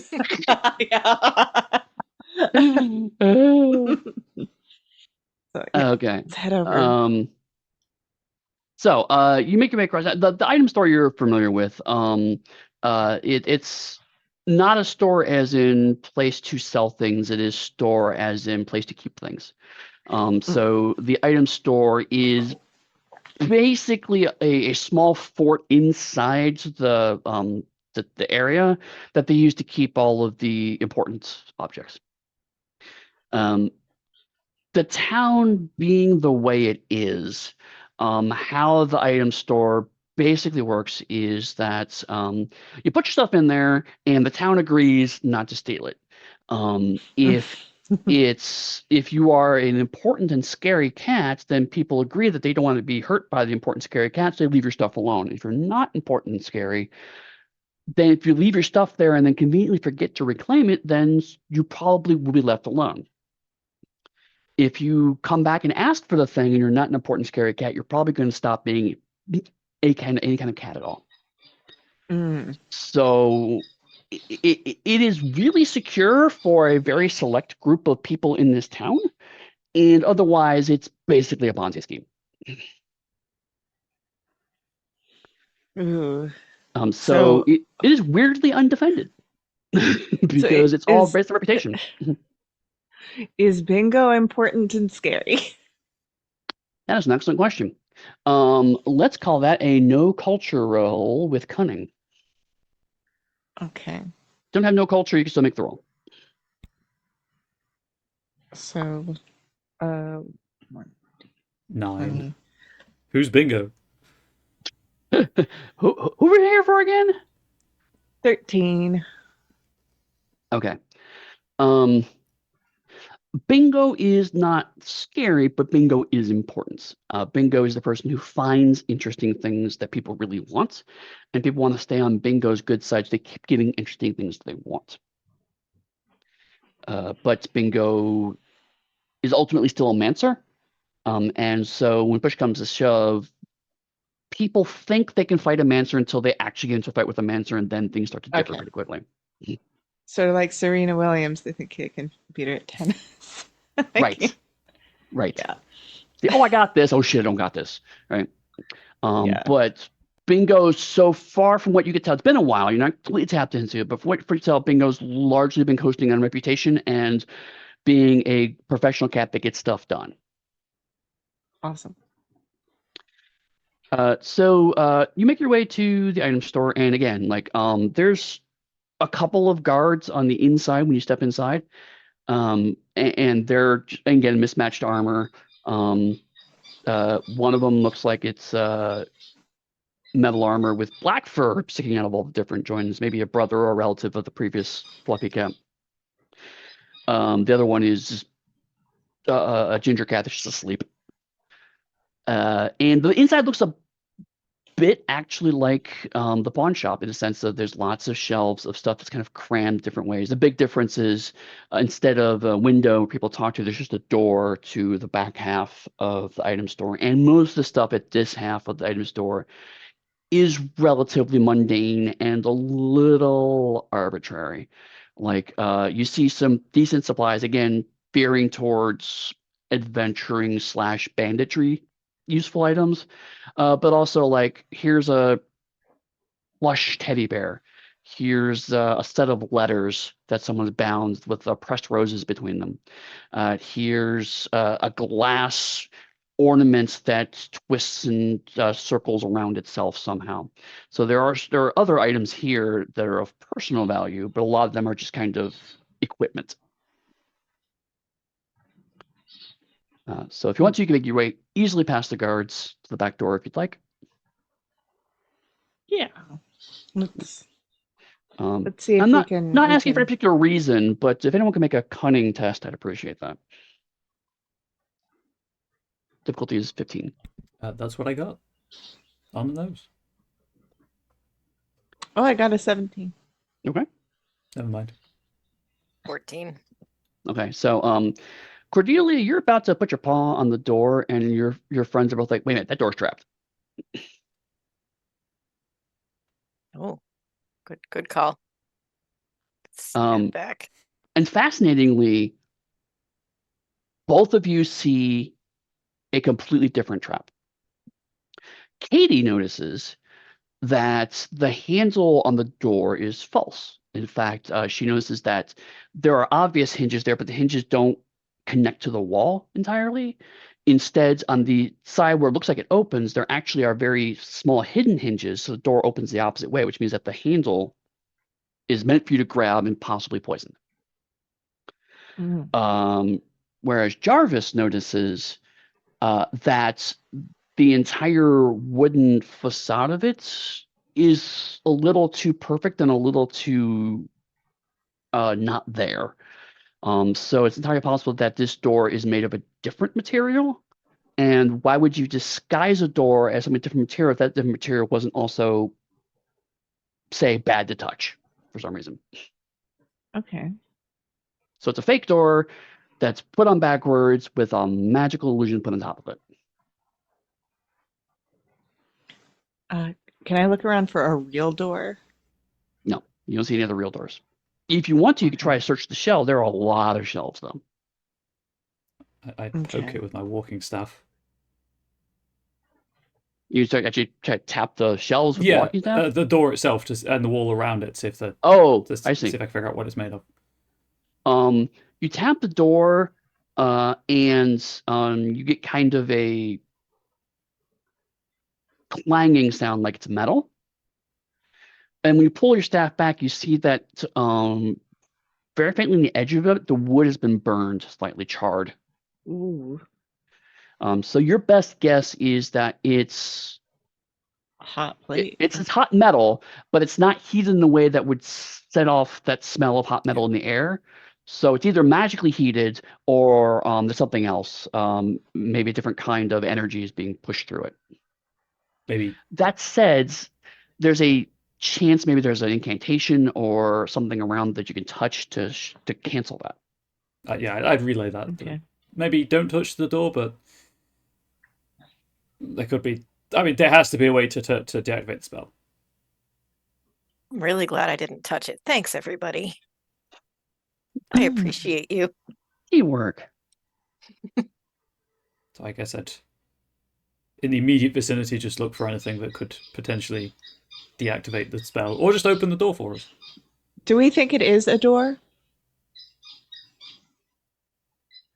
Because if it is a door, I can do thaumaturgy, and which can cause a door to fly open.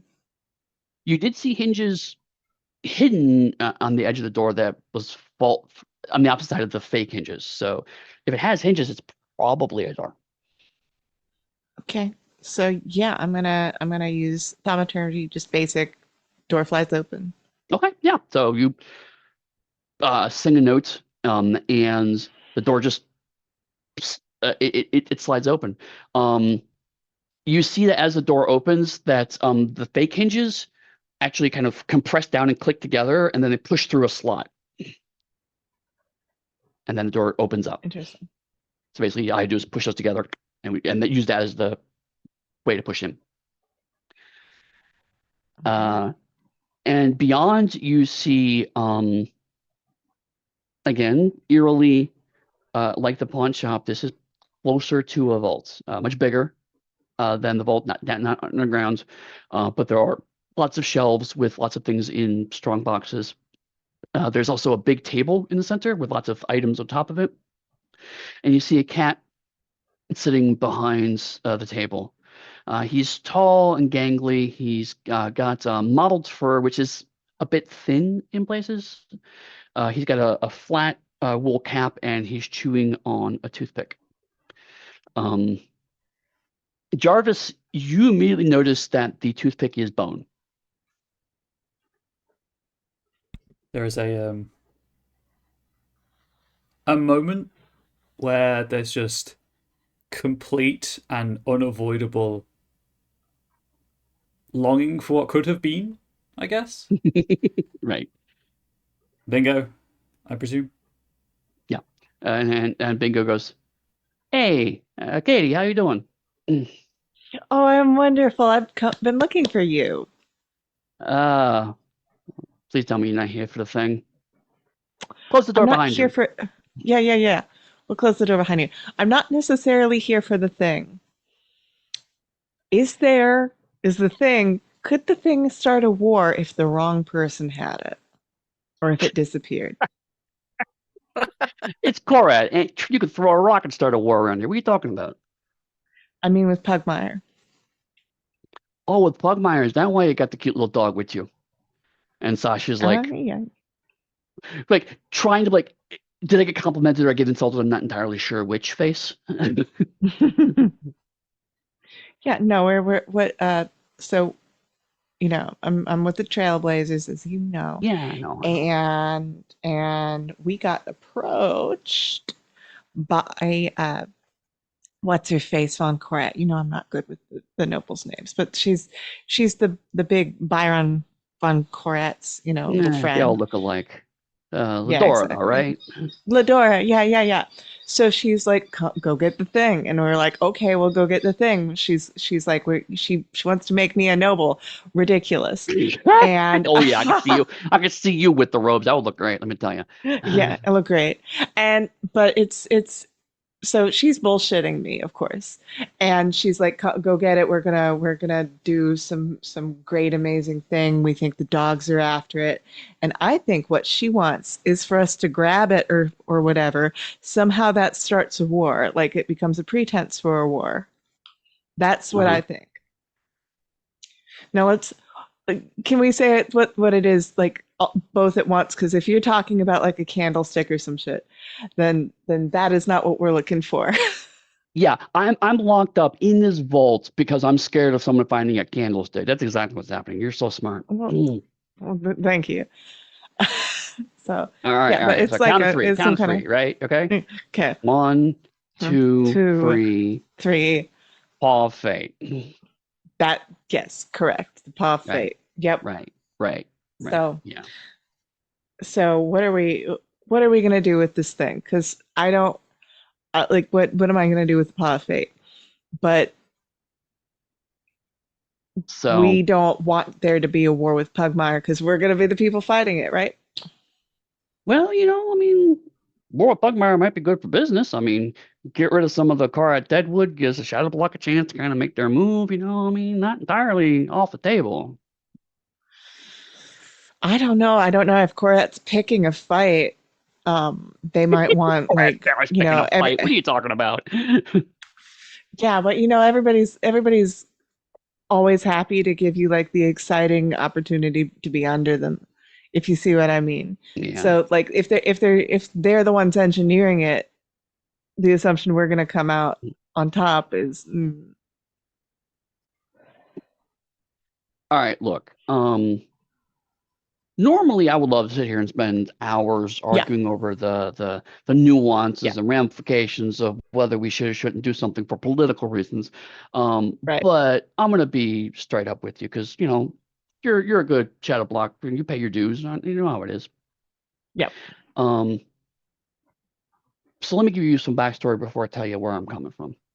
Okay. I had a team and we heard rumors that there was some kind of temple hidden in the forest. And I thought, great, just a temple right in my back door, effectively. I ain't heard of before. Let's go check it out, clean it out. Why not? Just easy money.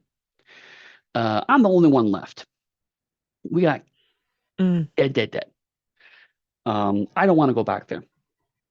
But yeah. while I was there, we didn't make it to the front door, right? But we got there because the what I get for dogs, no offense. But the dog I brought with me translated some writing for me, and you could see on the engravings on the outside of the temple that inside was contained the Paw of Fate. And so that's why I started telling people, it's like, oh man, you don't want to go there because a lot of people died, and I don't think this Paw of Fate's worth it. Well, made the mistake of talking to someone, turned out to be a Korat spy. What can you do? Right. And now we're here. So normally I'd be like, yeah, let's talk about how we can get something together, try to get that back out there and figure out the best way to manage it. I don't want none of that. All right. Yeah. If you promise me right now, on your honor, as Murder Shadow Block, that you will burn that item to the ground, you get that thing out of there and obliterate it, I can rest easy. I think the souls of my team could rest easy. And screw what Korat thinks. That sounds good to me.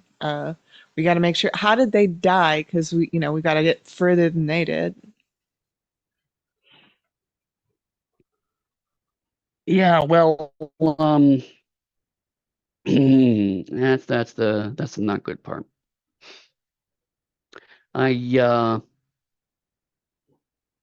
might have got possessed by a demon. It's gone You now. got Got rid of it. okay. Is there But any Are you good? is there any kind of check to tell if it's still in yeah. him?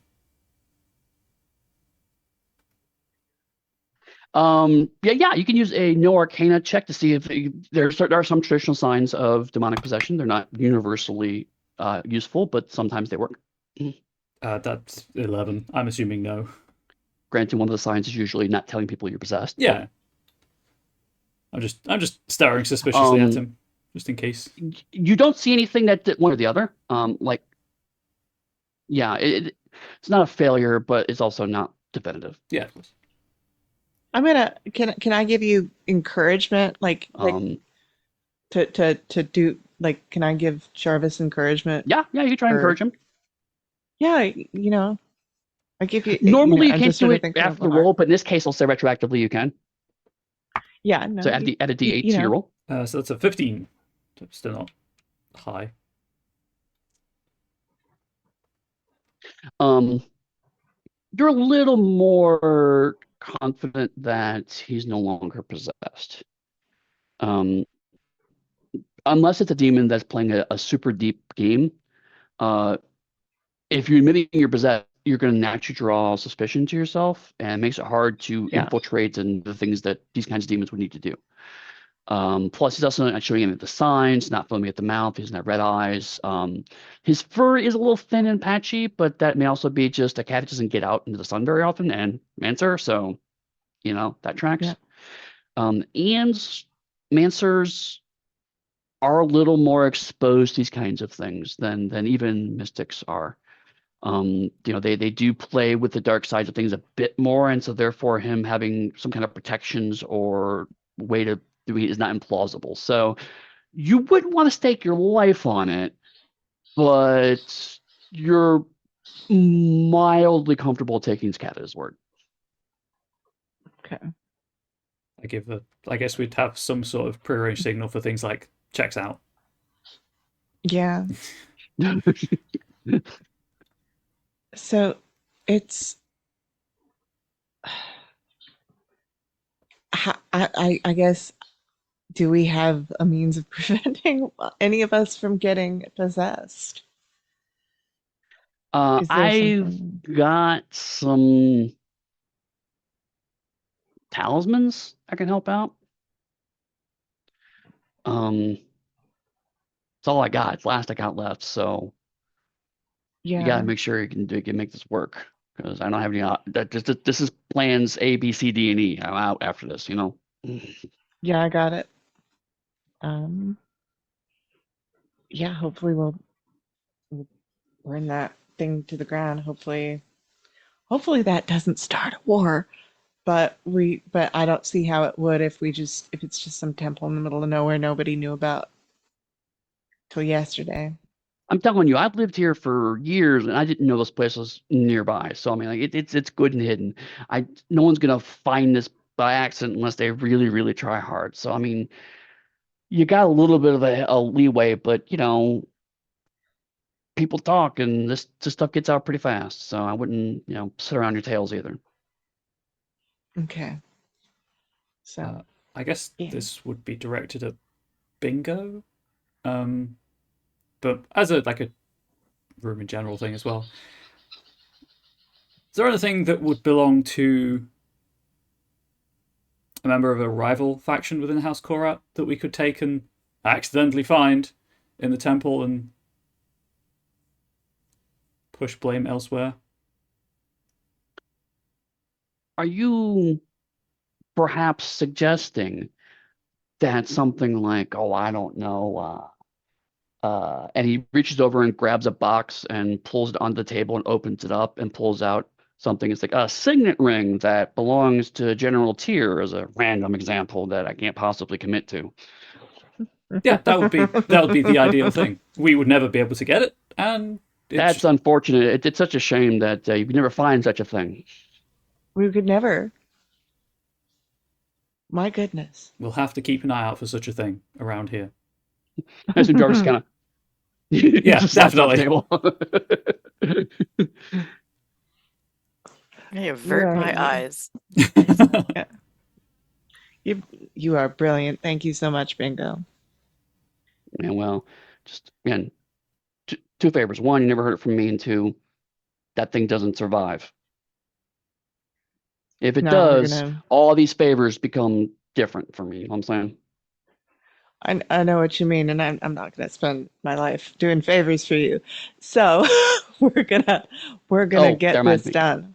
Grabs another box, opens it up, and pulls out three wristbands. They're kind of woven wristbands. It looks like they were woven from like yarn, but the yarn looks like it's kind of metal, and there's a kind of a weird shimmer to them.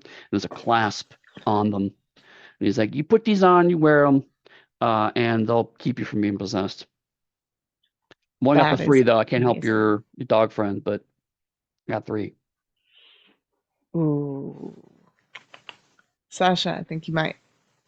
Oh, do we leave poor Sasha alone? And can you babysit our friend a little bit? Like, can you hang out with her? You want me to babysit a dog? She's a good dog. No. You want me to babysit a Korak? I mean, yeah.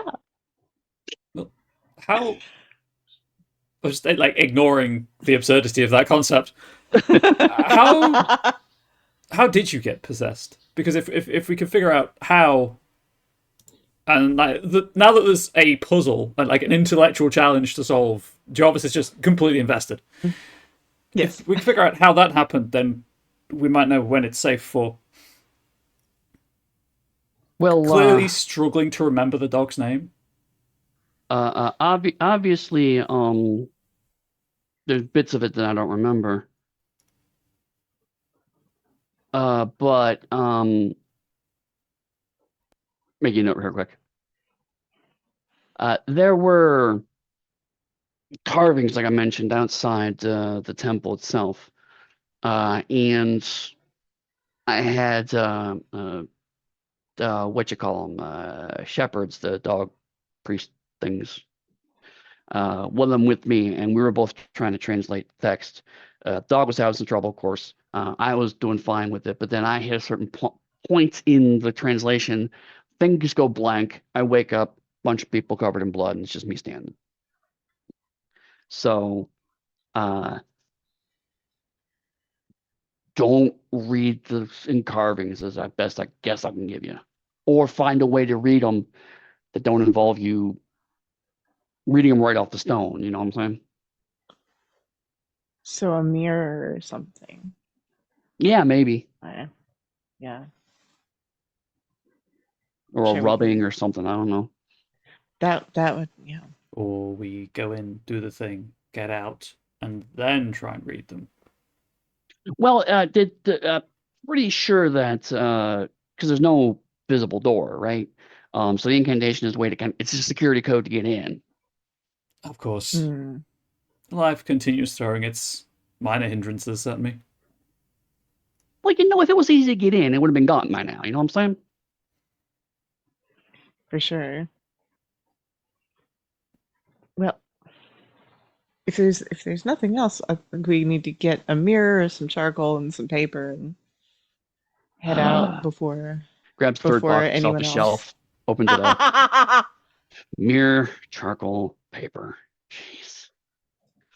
Brilliant. Thank you. All right, tell you All what. right. In Okay. exchange for the three things and the charcoal and the paper and the mirror and all this, I get the dog for a week. Are you up for hanging out with him for a week? Sasha's like, sure. What It's happens after a week and if you don't come back? And Bingo's like, I get you for another week. Sasha's like, I don't think it's how this works. You can't just keep me. And they was like, no, I'm not gonna keep you. I'm not gonna slave or nothing. Just, help around the place. Clean things up, move things around, hit people in the head occasionally. The usual. And Sasha's like, I would be away from duty for a week or two. And he's like, details, Cordelia will figure it out or something. I don't know how you military stuff works. Just you stay here for a week to protect me, make sure that none of this political hoo-ha comes after me, gets me stabbed in the giblets. Then once they come back, you go on your way. If they don't come back, I don't know. I'll figure something out. I'll get you a ticket back to Pugmire or something. And Sasha's like, well, I guess we'll figure it out. If you're sure you don't need me, though. It's not that we don't need you. It's that we gotta give him something for the favors, and I would prefer not to be stabbed or shot by a crossbow because you've been, possessed by a demon. I understand. The alternative, of course, and you've been remarkably forthright for a dog, is that the least physically capable of us, I look down at myself, gives you their amulet talisman and is subdued if the need arises. No, I'm uncomfortable with that. I don't want to hurt any of you.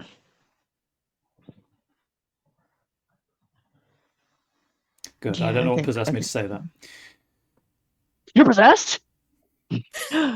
Bigger speech. Jumps on you. And The polite unseen. we'll call it there. So next session we will make our way to the hidden temple of the Paw of Fate. Ooh. So thank you all for playing. I really appreciate this. Has been a load of fun. And thank you all for the folks in chat for hanging out with us. It's been great. I see there's been some polite shenanigans talking in there in the chat while we're doing it, which is awesome. I always enjoy reading that. So before we go, where can folks find you online if they want to talk to you more about Curious Cats? I guess we'll start with Ryan. Yeah. I mean, obviously, the Honest Path Discord server, which Nightbot has been dropping the link for periodically. But I'm on Blue Sky at comradebubbles.bsky.social. It's the easiest place to find me. And MK? You can find me at qualia at blue.bluesky.social. Is that how that works? And also mk-anderson.com/contact. Lauren? I am Falconess. It's Falcon ESSE on most social media places, including Blue Sky, which is probably where I'm most active these days. I have also made the Blue Sky migration. You can find me there as pugstudy.com. That's also my website where you can find my work. If you're interested in more Pugmire stuff, realmsofpugmire.com is the best place to go. If this has been at all interesting to you, and if you haven't already pledged, please go check out the Curious Cats of Mao Backer Kit, not Kickstarter, Backer Kit. We've already funded, so there's no problem in you getting the book eventually. We're just really trying to hit stretch goals. And the more that we can put into this, the more it shows that people are really invested and excited about Curious Catch. It makes it easier for me to ask Comics Path to make even more books for Pugmire. So every little bit certainly helps. Thank you so much for listening. You definitely talk to many of us on the Realms of Pugmire channel on the Onyx Path Discord. We will be here next week. It's for the second half of this adventure. So with that, I will say adieu, and we'll see you all next Thursday. Take care. Bye-bye. Bye. Bye.